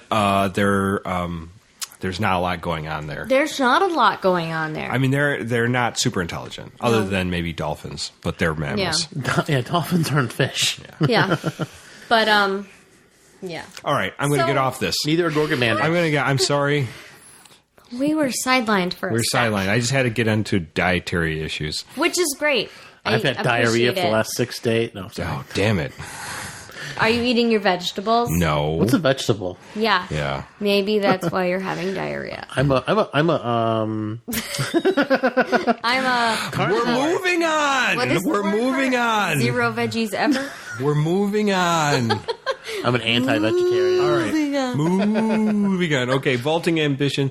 Fun episode. Obviously, we got to see Giorgio, and we get to see Lorca's true colors, unfortunately. I see your true colors shining through. You don't know the song. Oh, See your true colors. And that's why I love you. All right, let's hit cut me, this part. baby, one more time. Oh, Jesus. All right. The only music he knows. I know. Ice. I almost want to make him like all the songs he needs to know, you know? Just a mixtape. Can we just title this episode of fucking an hour long of bloopers? Bloopers. Because I feel like there's some discussion. We'll call it titty bloopers. Titubers. All right. Let's go on to the next episode. Okay. Carry on my wayward son. All right. Well, you do know You that do song. find out I that watched Lorca Supernatural. They play is that from song. the universe What? in episode 12. You do find out that Lorca is the actual Lorca from the Mirror Universe. It made me cry. And David was just heartbroken because he loved Lorca. Don't be bad, Lorca. I love you. And I'll spoon you. Just don't be bad. Michael and Giorgio team up again because they're just destined to. Right. Fuck over Lorca. That's not nice. No, they're not destined to fuck over Lorca. They're destined to be together. It's kinky. They're BFFs. Yeah. So we get. So best this is friends through time continuum. So like. Well, this one is a little strenuous, Okay. but so we have episode 13, What's Past as prologue. Yeah, like you said, we get to see Lorca in full action. Mm-hmm. This is a pretty kick-ass until the very end. It's such a good episode. It's really just like a genuine mutiny. It's like Die Hard. And I have been like in space. bitching about the fact, that Michael copped to mutiny when she didn't really cause the war. Yeah, she attempted mutiny. She took credit for it. Stop it. She attempted mutiny on, yes, the Shenzhou, but she didn't actually start the war. If she had gone through with her plan, she might have given the Federation a chance. Yeah. But she did not start the war. Yeah. And she carries this burden of the fucking war. And Yes. it's bullshit. It is bullshit. It makes me crazy.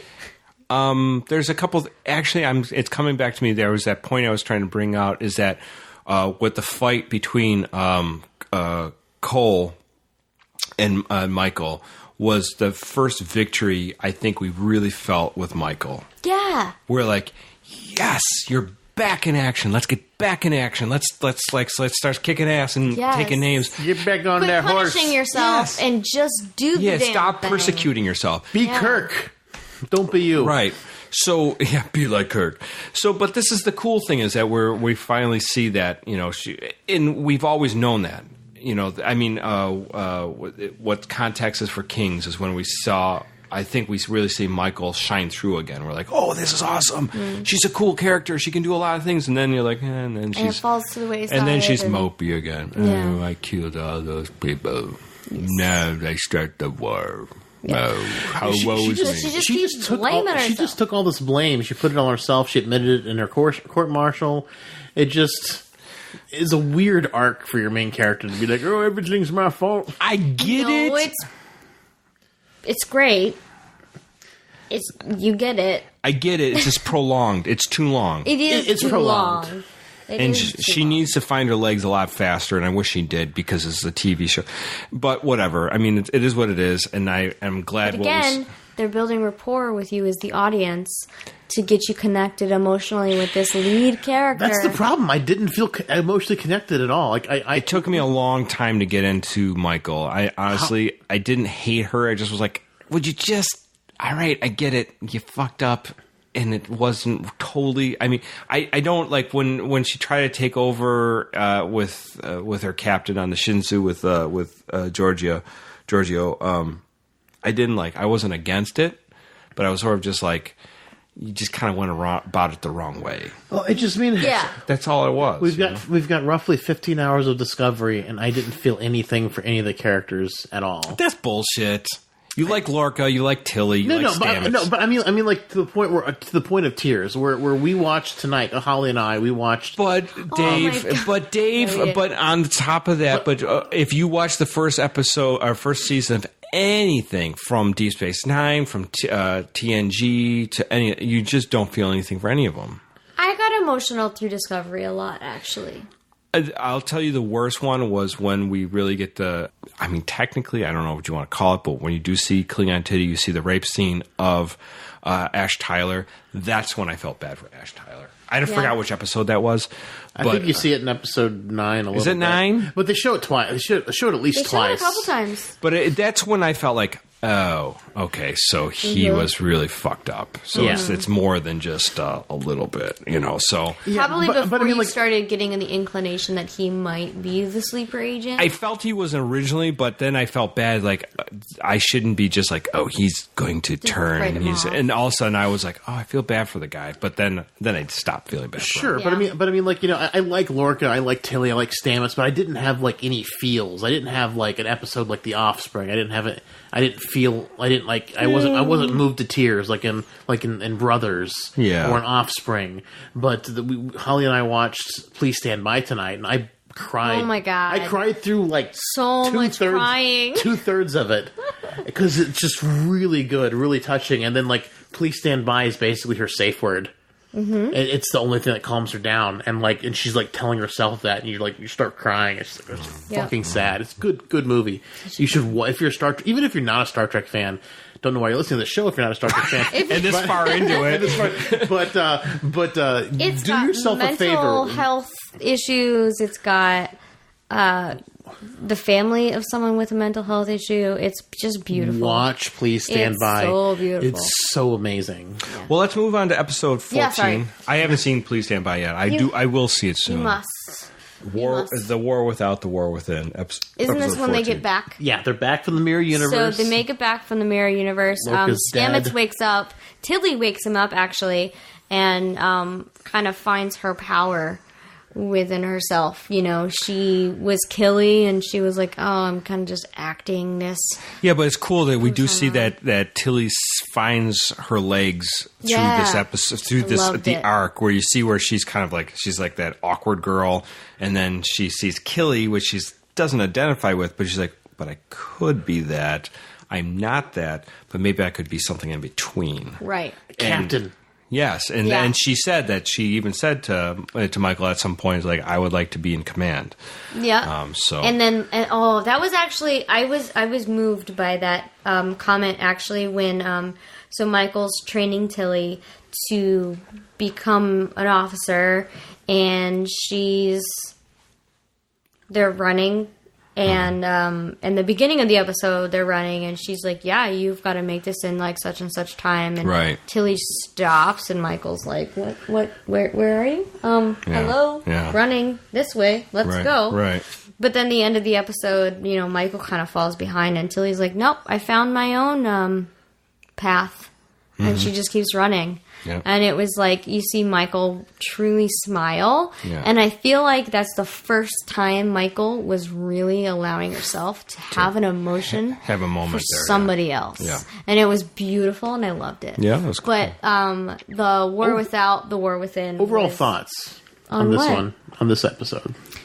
When they come back to our universe, where everything's smashed, where Hulk has smashed. Yeah, no, Saru smash. The Klingons have wiped out everything. They're like 9 months later, we are fucked. How many babies were born? This episode was anxiety provoking because, I agree. You go into a world that is vastly different than the world you left. It's actually closer to the world they left from the mirror universe than it was when they originally Well, you're left talking it. the Klingons compared to... Not Well, really. the Federation's gone crazy. Well, the Federation is on, like, Life support. Yeah, or damage control. They're Damage like, control. we need to do anything to fix this because we are going to lose big time. But they start to become like the mirror universe to do anything. Well, we don't know that yet, but we do find that out later. You know, where they're like, let's just blow up Kronos. So that's not what I was seeing, though. What I meant was, like, it was, I don't know, you guys kind of made me lose my thought. No, sorry. Sorry. We'll do that. I make Aaron loses all the time. All the time. But, I mean, the cool thing about it is that without the Discovery, we find out that they are losing the fight because they never got that information from Discovery to break down their cloaking devices. But still, in 9 months, and no one else and figured out a way. And it leads them to a cruel place. And yeah, that I get that. That's kind of like where you guys went, but that's not what I was going to say. But also, we see Giorgio, obviously, with the on the Discovery, and we get to see her view, her take on what's going on. They're like, she's sort of just like, why are you? So I guess we didn't really talk about that. So Michael actually pulls dead Giorgio, or the mirror Giorgio, version, into our realm, our dimension, Prime Universe. universe. I thought that was a poor choice. Oh, I would say. Not because Giorgio was bad. Not because of that at all. Because sometimes two great tastes don't go together. No, I just mean... Like Kelpian and human. Bacon and chocolate should not be added together. I'm sorry, people. You just don't put them together. Well, what I mean... I don't eat bacon, so I don't know. But... We've talked about this. Yeah. I just felt that... Yes, I understand that Michael was in distress. Seeing Giorgio on the brink of death again, or for the first time, because she never really got to see Giorgio on the brink of death. Bringing Giorgio from the mirror universe was a mistake on one hand because obviously that's not her Giorgio, but on the second hand, the woman she came to respect in the mirror universe, she denied her righteous death, and So I'm from a martial arts robbed family. her of that. She did, and I love the martial arts, and I understand a lot of how they view death, and I just felt that her saving her from facing death really did rob her of a noble existence. She felt. And even if she did some horrible shit, she did some beautiful stuff in the last 4 hours of her life that really meant something. And Michael saving her life and robbing her of sacrificing herself. I know that sounds crazy because she lives, but it was unfair of Michael to take that from her. And then obviously, Michael doesn't regret it, but Giorgio regrets it. I agree in some ways because I think Michael did it out of her own emotional needs because she was like, I still want my captain back. Right, and that's not who she saved. Yeah, that ain't your captain. It's It's somebody else. She becomes her captain again, giggity. which was just bizarre. And Poor choice on Starfleet's point. And Sarek's point. Yeah. Honestly, with the timeline, I think it's you could have guessed that's where they were going. Yeah, but I mean, it's like You only have 2 episodes left. you're at your most desperate hour. Exactly. Let's take a genocidal serial killer and put her in control. Exactly. And I thought that obviously I don't think that's okay. But I think for the show it was brilliant. Yeah. Because it made you really look at who is leading Starfleet, who is in charge of these ships. Bunch of empty-headed bureaucrats. That's who we got. Right, and it shows you Empty-headed animal, full trough wiper.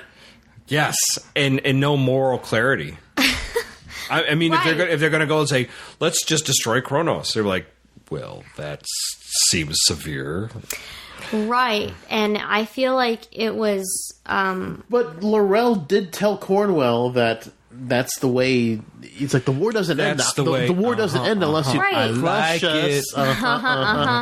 But the point is that you as the audience needed to see that these are decisions Starfleet could have made and probably did make, but there are the few and the proud. The Marines.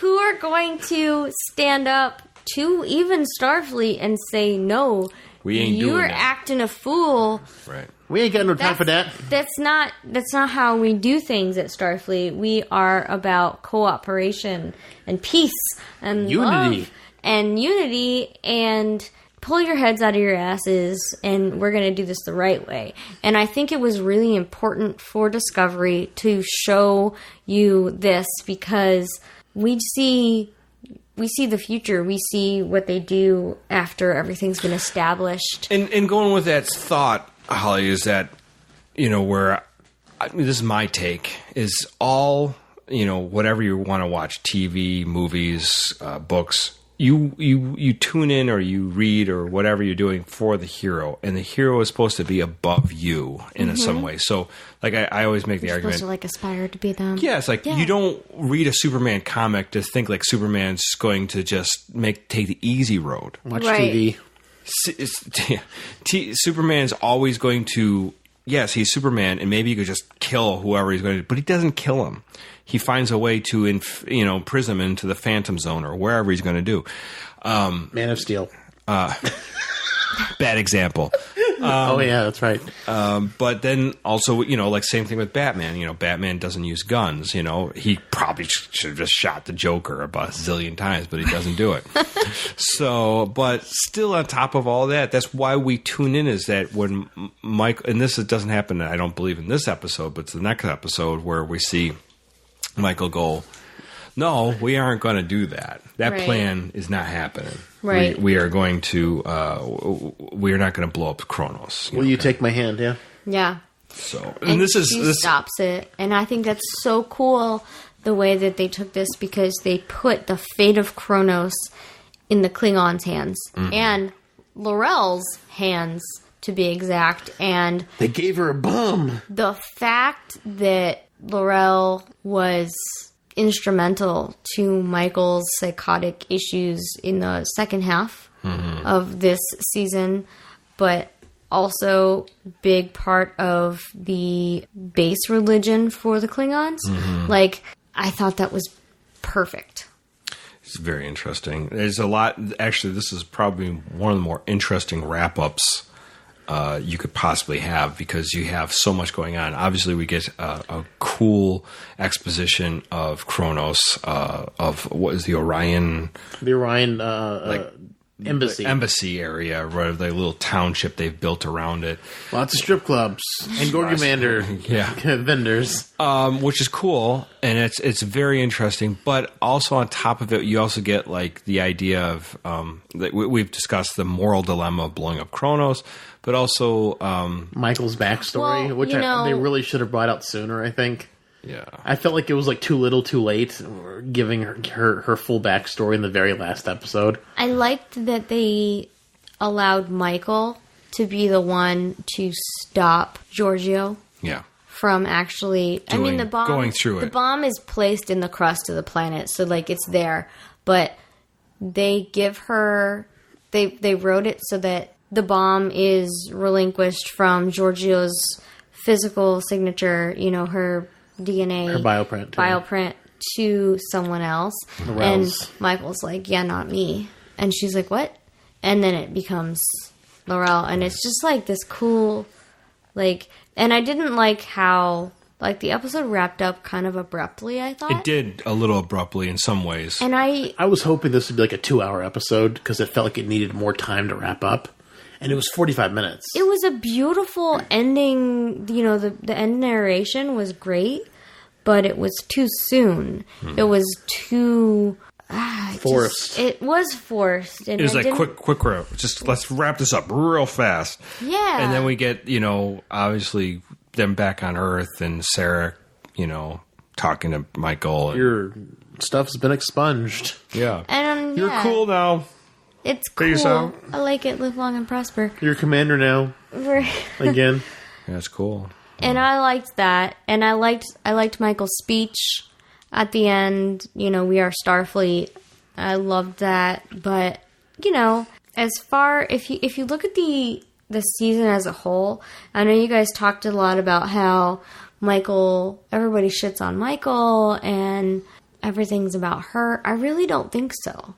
I really felt that it was about Starfleet and where they get their principles and the people that they recruit to hold up those principles. It's interesting because that's what the writers were going for. Verbatim. What is what the writers were going for? Exactly what you're saying, about how Starfleet earns its way. Oh, really? Yeah, it's just funny that you said you don't read that stuff because you're saying like verbatim what they were kind of trying to say, how they earn. This is why people don't watch movies with me, because they call shit out and they're like, how do you know that was going to happen? I'm like, I don't know. Right. That's cool. That's cool. Yeah, I knew that. I knew that going in, but it's just like I'm just like. But the thing I was saying was that maybe the story doesn't all hinge on Michael, but all the emotional things are hinged on Michael, mostly. Like the fact that Georgia was the Emperor just to give her an extra gut punch.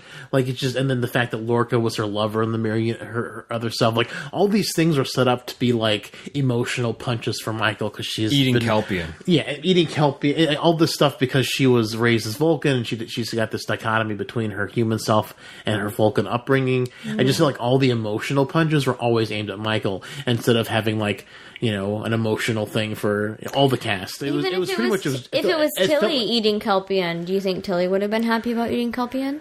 Of course not, but it just I don't know. It just felt like it was all. Maybe she thinks Saru's delicious. I just imagine cover him in barbecue sauce and barbecue sauce. Butter. No, but I just felt like they were all pointed at Michael. I knew we had a little bit with Culber and Stamets, but like most of the emotional arcs all pointed into Michael. Of course, to jab her, and that's why I was saying it was all about her. I just wish there was. I wish it was a more ensemble show like Next Gen or like Deep Space Nine, where like different characters have. We got parts of them, but we didn't get enough. Yeah. I don't know. Quick break. So we're talking about how the Federation was presented, and I was saying how you were pretty much dead on.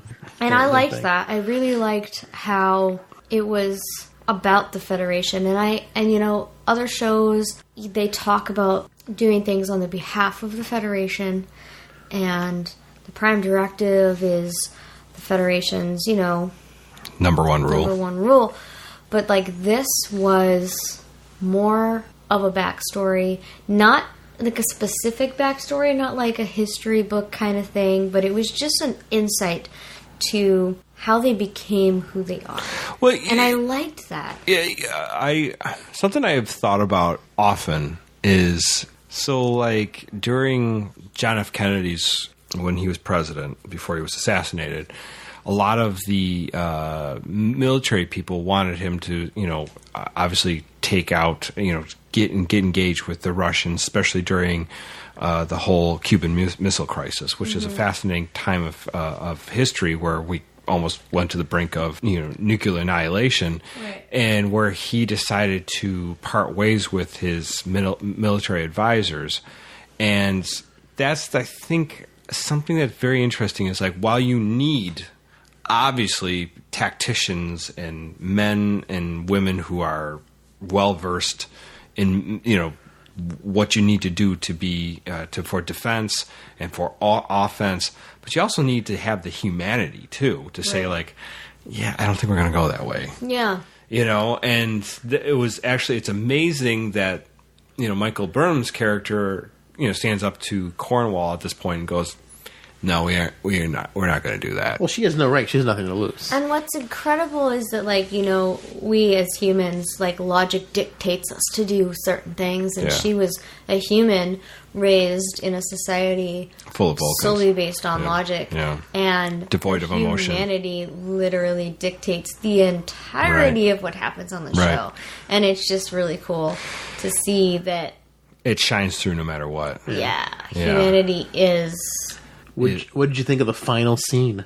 was the Enterprise showing up? Were you just like, oh, the Enterprise? I mean, we told you it showed up. Yeah, you guys kind of told me it showed up, so it wasn't like, look at that kind of moment. It was just like, oh, yep. Yeah, like me and Dave and like even Stuart from Trek Yard. I mean, we all kind of. No, I didn't know, but we all kind of creamed our jeans. We're going like, wow, the Enterprise. I mean, but Stuart actually like predicted it, and I was like, yeah, you guys are probably I'll see that. All a little more well versed on like the chronology. Chronology. Is that right? Chronology. Yeah. Chronology of the show. So if the Enterprise showed up, you guys probably may have. But I mean, they also showed like the NCC 17, and it's like, oh, okay, well, we know that's the Enterprise. Yeah, they were my issue is more of just like I not that I didn't think that we'd ever see it. I just was kind of surprised they pulled it out that early, you know, and that obviously it's going to play a role somehow in the second season, so which we don't know. Maybe, I mean, there's a lot of speculation, obviously, with like where you know, obviously Spock is Michael's sister. How's that work? Where's Cybok and all this? Where's Cybok? Hashtag more Cybok. More Cybok. So I ultimately I really liked Discovery. Just out of curiosity, I don't know if this pertains to the show at all, but individually, I'm kind of curious, like how you guys go about watching the show. Do you guys, because obviously I didn't watch it when it aired, and I didn't watch trailers, I didn't read articles, I didn't look at pictures of behind the scenes, which I'm a behind the scene buff. Like, I want to see all of the behind the scene pictures. I want to know how everything was done. Well, we couldn't show you the behind the scenes for season 2. You're not allowed. Because I haven't seen it yet. So I'm just curious, like, I kind of know David likes to read everything he can before he watches. Is that accurate? Yes. Okay. So Aarron, what is your like style of experiencing new media? Like, this was an interesting, I guess, experiment even on myself, because obviously, you know, the last episodes that came out obviously before the movies was the Enterprise, and this podcast didn't exist then. There was no such thing as, I think, even a podcast at the time. Maybe very fledgling, but probably not. Yeah, very little. But, you know, I was immersed into it. I don't think I was as immersed as David. David gets into all the nuts and bolts of stuff, but I was reading up on stuff and trying to get my head around what was happening. So when we talked about it, I wasn't like, I didn't know anything. Yeah, but I mean, like, doing a show is completely different than how it used to be. I mean, but the thing is also, information's different. I mean, I know we had the internet when Enterprise was on, but I wasn't like scouring the internet because I was also a lot younger and I didn't care as much about Star Trek. I was in my rebellious Star Wars phase when Enterprise was on. And just to go on, like, most times we would watch the episode when it came out and like record an hour later. Like I would get my notes together that I could, like, everything I could try to figure out what was going on with the episode. We would talk about everything that was going on. So we tried to, you know, serve it out as hot, as hot as possible, as fast as possible. Yeah.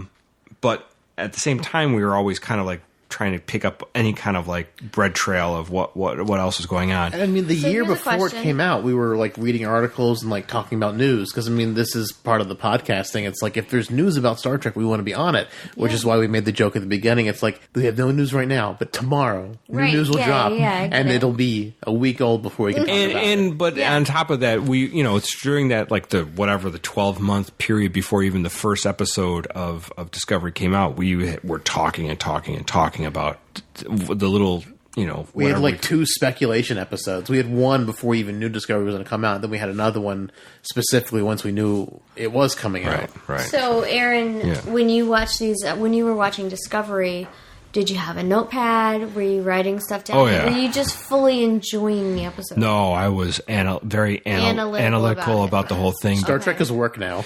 Because that's kind of, my friend Kaylee and I watch The Magicians, and a lot of the times that's how I feel. I feel like it becomes work. More of a chore. It becomes work to write down all these thoughts that I have, and it's hard because you can't watch a show and record your thoughts at the same time as you're, spit out your little thoughts, because then you hear the show in the background. It just makes for poor sound quality, but you have it's to, like... It kind of takes away. Do you feel like it takes away from it? It takes away from your the initial enjoyment. If we had more time, it would be fine. If we could watch it once and then like watch it again a second time or something like that, and then like take your notes on it. But the way how we wanted to get the episodes out as fast as possible, that was kind of the goal. But it also didn't help the show came out on the Sunday and our normal release schedule was Tuesday. Yeah. Like, if the show came out on a Friday, it would have been so much better. Yeah. Like, I just hate that it's a Sunday show. Like, I really hope they retool it so it's like a Friday. It's streaming. It shouldn't matter. But well, and the issue is that Star Trek has become, sort of a part-time job for us.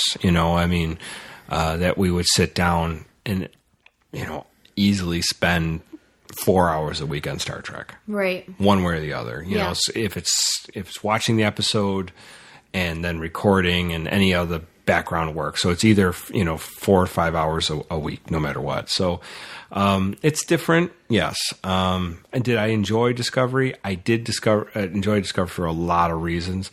There are a lot of things I take umbrage with, because it kind of blows in the face of some old canon, but it doesn't kill it for me. It's sort of like you could have shoehorned that in better. There's lots of ways they could have done things better. And Star Trek is work now.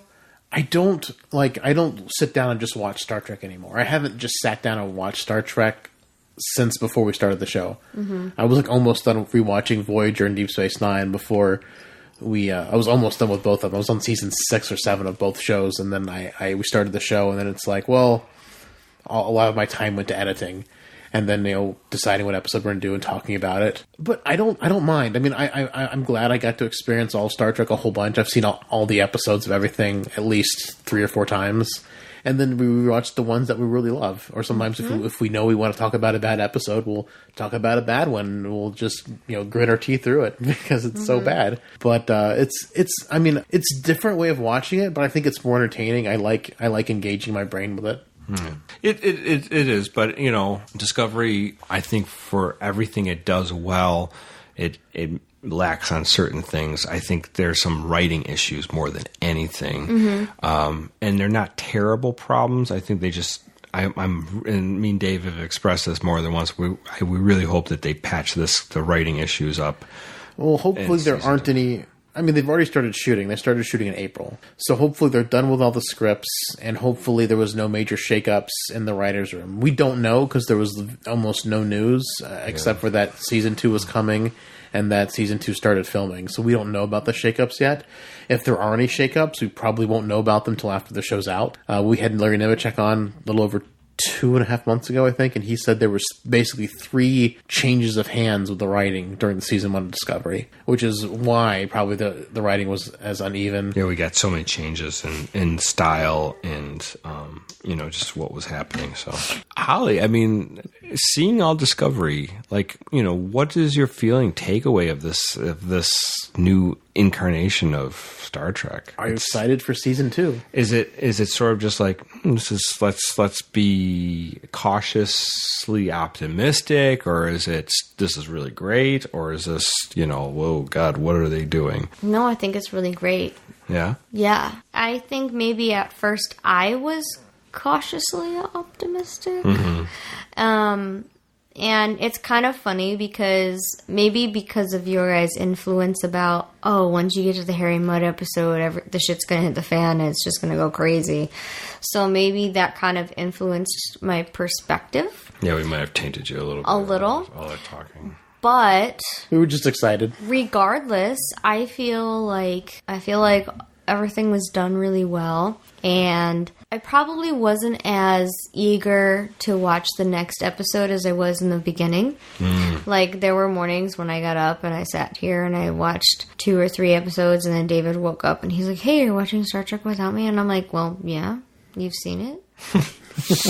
And then after, you know, like the Harry Mudd episode, it was kind of like, are you ready to watch some Star Trek? And I'm like, yeah, I guess so. That took the wind out of your sails. Maybe. But I have to. That might have been psychological, though, from like, yeah, the shit's going to hit the fan and you're not going to like it anymore. So, I don't know. Oh, we bummed you out. I'm sorry. I'm eager to see where it goes, and I enjoyed it for what it was anyway. What do you think? I mean, if you just, where do you think it's going to go? I mean, obviously the ship doesn't have a captain at the moment. Where do you think this is all going to head in the next, you know, second season? Any thoughts? Will we see Spock? What do you think the captain will be or will be like? Will we see Giorgio as Section 31? Will we see the spore drive again? You know, I know very little about Section 31. Well, just the spy organization. I think as a side plot, I think that would be super interesting. I think it would be too. Especially since they cut it from the show. I don't see why. It was weird that they chose to do that. Yeah. Doesn't make a lot of sense. Because maybe that was a special treat. Yeah. So hopefully, whether it's a side project or just a, like, do you know what I mean? Like a completely different show, like a spin-off, or if it's going to actually be a part of the show itself, I don't know.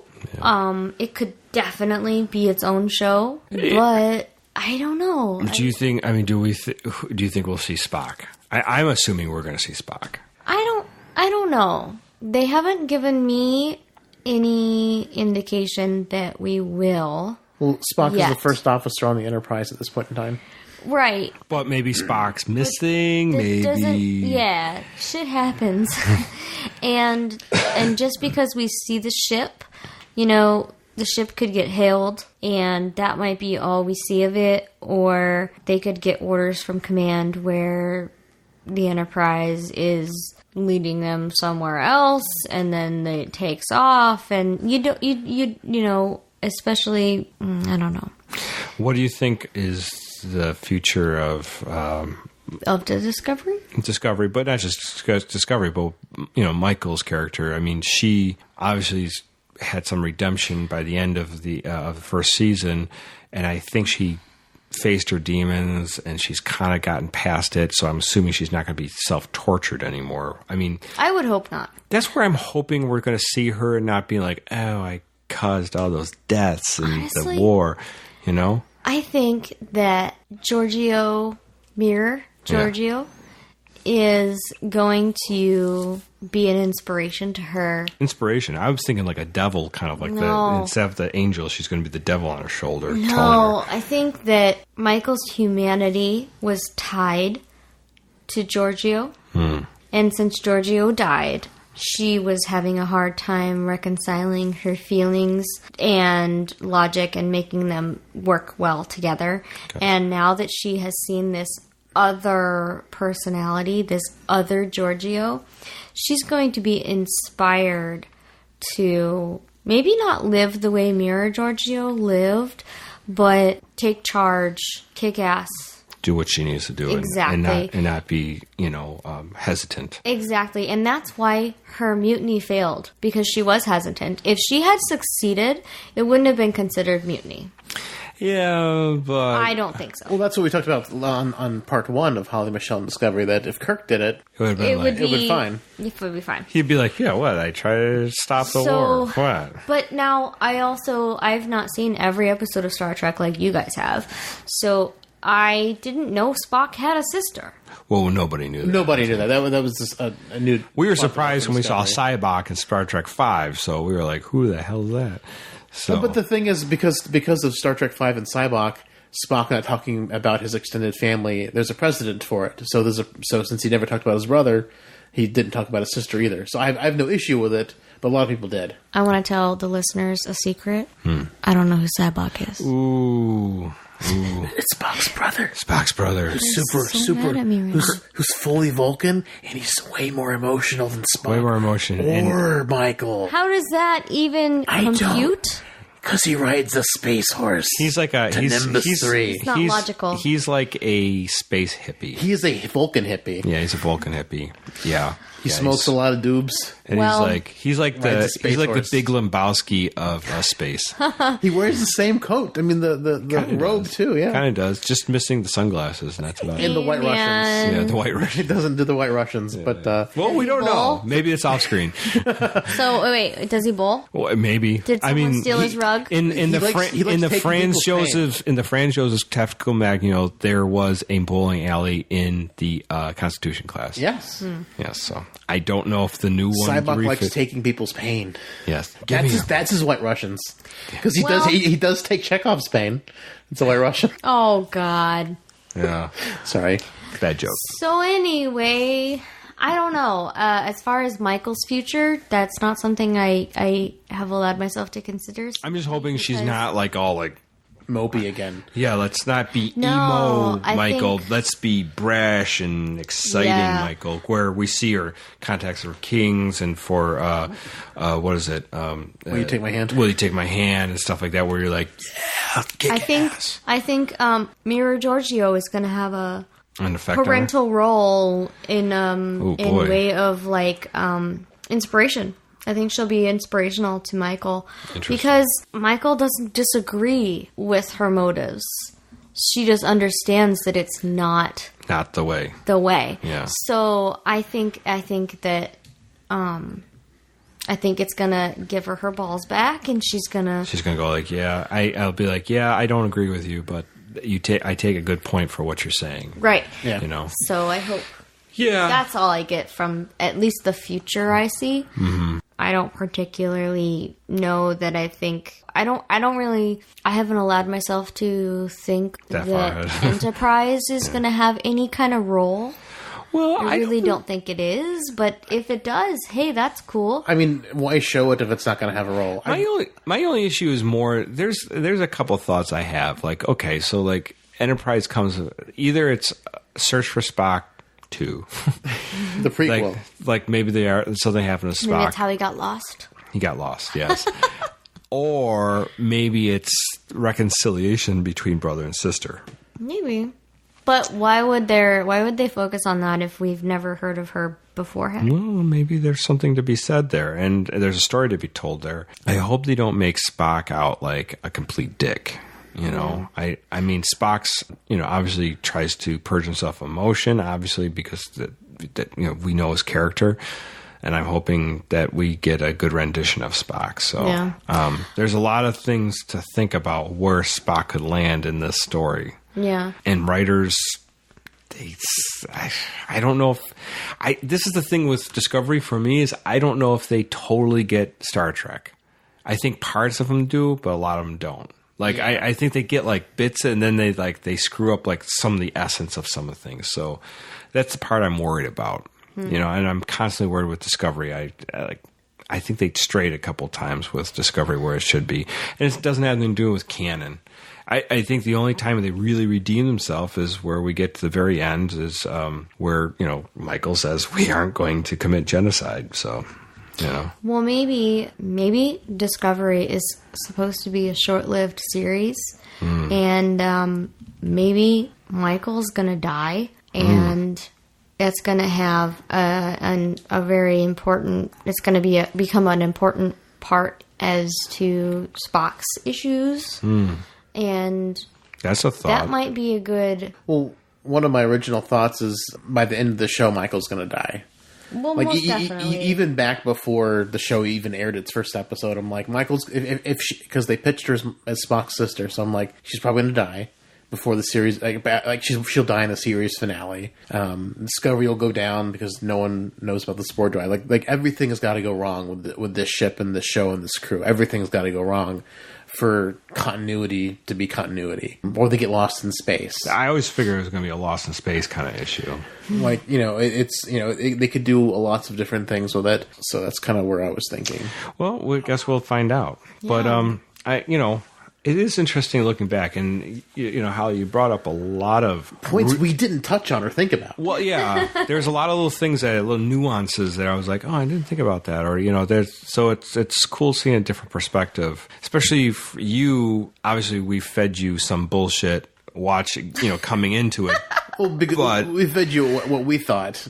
But you tried not to. Tried not to, but we exceeded things through here. We were just excited for you to see the second half because things dynamically changed. That's why we said it went crazy, because it is a total paradigm shift from starting episode 9 going forward. But that being said, you didn't read any back articles. You didn't hear a ton of stuff that we said beforehand. Right. So. And you didn't listen to all the hype, so you watched it and you got to see it. Almost it is a genuine, just a reaction, random, just like you're just like, okay, there's that, There's that. Where our reactions were clouded by news we read and stuff we talked about. And theories. Dave, you had a ton of problems reconciling with a ton of hype that came out, by producers and people saying this or that, and then it made me angry because I felt like it was a bait and switch, and some of it was. But it doesn't take away that the show does have merits. No, I mean, the show's good. I have no issue and overall with the show, because I do enjoy the show. I just have issue with how they pitched it. Mm-hmm. Because the show is great. I really enjoyed the show. I have issues with how they pitched it, because if they pitched it, they could have pitched it accurately. This is a story that's with the background of a Klingon war. That's accurate, because the Klingon war's happening in the background, but we can't tell you what's happening in the story. But there is a war and it's happening in the background. But it is misleading. And that was why I was upset. Yeah. I made the reference of Casablanca in the past. Casablanca takes place during World War II, but we don't really see World War II really. We just know that's happening during that time period. Because if they would have pitched it like Casablanca, that'd been fantastic. Because it kind of is. There's a love story in there. Well, and there's more war. There's a little bit more war, but there's not a lot. Less piano playing. More Klingon titties. Yeah, we don't see that. We don't see that at all in Casablanca. We really only briefly touched on the Klingon titties, and I'm so thankful. I was trying to be good. He got it all out in the beginning. Yeah, I was trying to spare you guys. Oh. I was about to make a really bad sex We joke, drew you in with the titties, but we just left you feeling saggy. Dissatisfied? They got it over too soon is what I was getting. Oh, yeah. We're like, 2 strokes and done. I'm done. Basically. See you later. Yeah. And the rest of us girls are like, okay, what? It's been 2 hours? What? This is 2... Wait, that was not even a minute.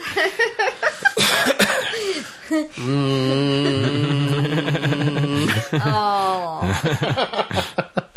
I don't have one of those. All right. Yeah. Well, anyways,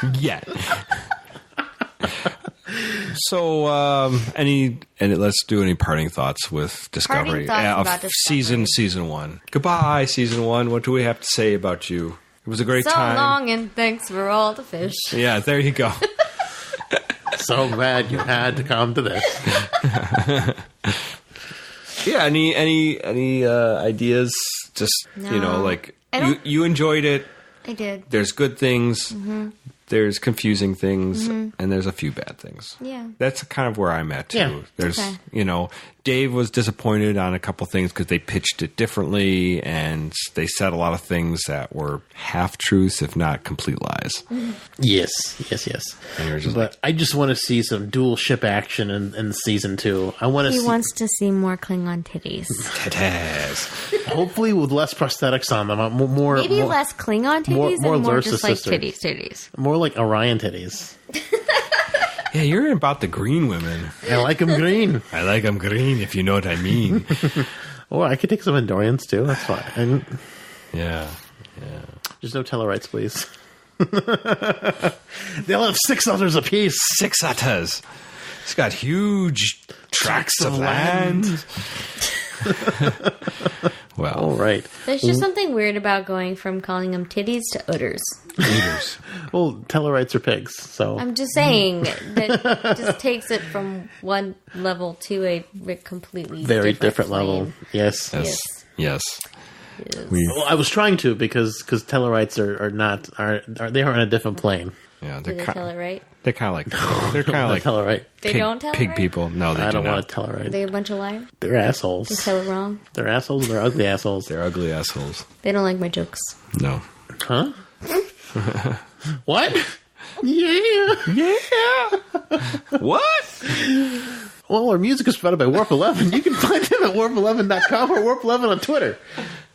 The show you can find at synthaholics.com or synthaholics at yahoo.com. And on Twitter, you can find us at Synthaholic Duo. And David's at David_J_Duncan. Holly's at Lunar Thistle. And Aaron is at Blackbird 2004. Absolutely. And hey, if you can go on to Apple iTunes, rate and review us, give us 5 stars preferably, and leave a nice comment. That helps us get seen through the Apple iTunes algorithms. And if you can give us money, please go to our Patreon /Synthaholics. Throw us $1 a month. That's not much to ask. You probably spend more of that on coffee and hamburgers during the day. So Moving on. My coffee itself is over $3. yeah. Depending on my mood. Yeah. It's How much between- caffeine you need? Well, I get decaf stuff. What? Yeah. Get out of I town. got anxiety. So, You get too much and you get like, oh, it's crazy. But yeah. Jittery like Jim It depends Carrey if on I a... want sugar or not. If I want sugar, it's like $6. If I don't want sugar, it's like $3.53. well, That's some plastic coffee. I don't drink so coffee. Holly, Yeah. that being said, if you had money to throw our way to go into the Patreon, $1 a month is not a lot to ask, and that So helps not. grease the immense wheels of the podcast that is rolling towards you every week Yeah. to give you all this content and all this witty banter. These And- guys are so witty. Like, Witty. You have no idea. You don't hear the stuff we talk about before the show. Now, perverse at times, yes. Yes, we are. I'm looking to my left. That's Aaron over there. No! And I can't. I never learned the difference And between if- right and left. and if you don't do Apple iTunes, and if you don't do Patreon, another wonderful way to support the show is word of mouth. Please tell a friend, tell your family member, tell a coworker, anybody you know that could be like, hey, you like Star Trek, you like sci-fi, you like offbeat humor, titty jokes. Titty. Yeah. And like, honestly, like I'm not a synthaholic. Yes, you are now. I might you be are. a synthaholic. Now you are. But you know, We're going to give you a uniform. oh yeah, Very short. I will not. Very no. drunk. No, make me a pantsuit. It's like a Star Trek vest. They're short. Pantsuit. I'll Star do Trek that. I'll dress. do pantsuit, but I'm Pantsuit? not doing. No, I'm not no. doing a Star Trek butt cheek uniform. What happens is it has 2 tubes and they go up to your mouth and they give you alcohol right Okay. for your bones. I'm kind of signed up for this Yes, already. it's- but it's what all is it the is. rest of it? It doesn't. It doesn't matter. It could be a dress. It could be. It could be lead shoes. I don't care. I don't know how I feel about signing up for this. Yes. Because I'm like, yes, alcohol tubes. Okay. Alcohol tubes. But what is covered? And that's If you put the bottles in front of your nipples, that's all Fine. you need, right? I all can wear you the really bottles need- on my nips. Yeah. Yeah. Do I get to wear pants? The beer cans. People will be like, nice can. You can wear a Oh my slice God. of pizza in front of you. If I go to pizza LA loincloth. and I LA. decide to wear this This is- fabricated, They'll be like, they're gonna go, bravo. what are you? You are bravo. And I'm gonna classy. be like, you have no idea. I was like, I'm a I'll synthaholic. give them synthaholic business cards. I'm Yes. a synthaholic, you asshole. It'll be There you great. go. You'll get so many listeners dressing like that. Yeah. I'm sure. Yeah. Well, Right. But you know, I'm wearing pants.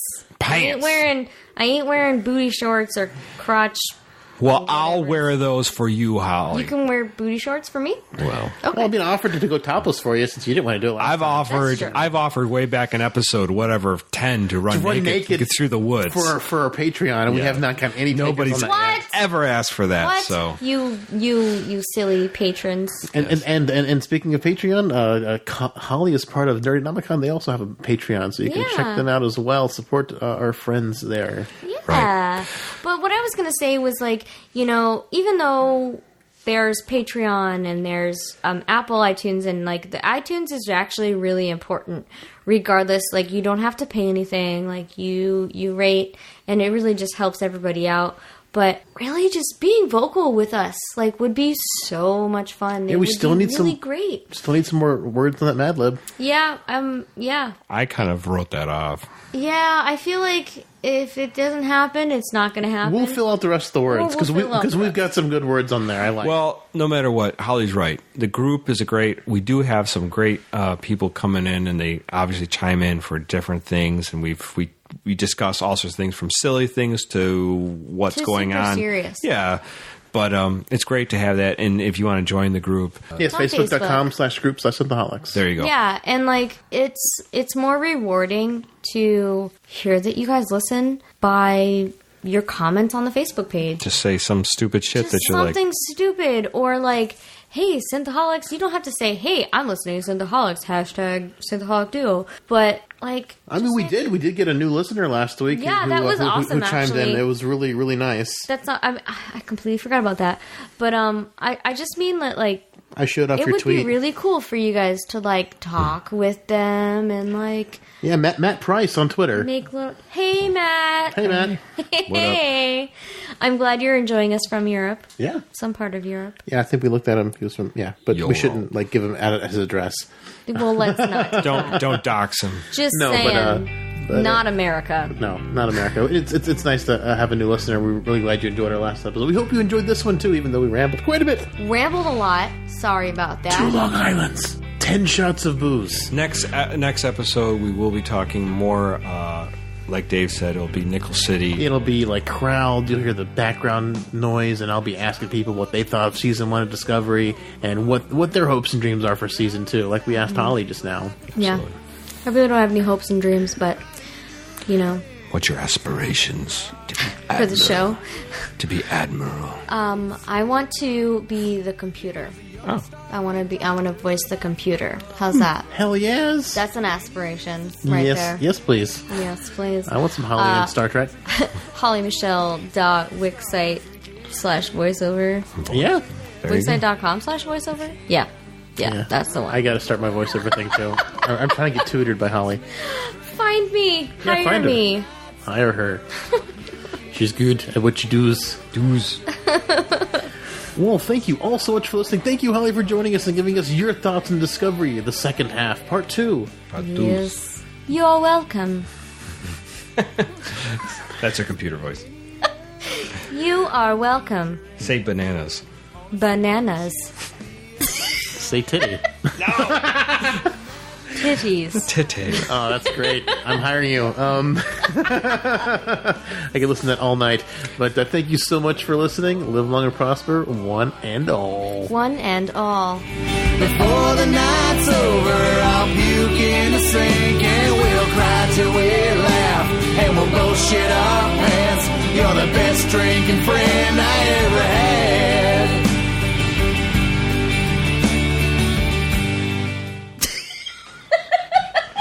One and all. Titties and all. Titties and all. I gotta go home. Yeah. How was that Long Island? It's good. And at one point I was like, what am I talking about? I was really talking, and I was like, oh shit, I'm talking on a podcast.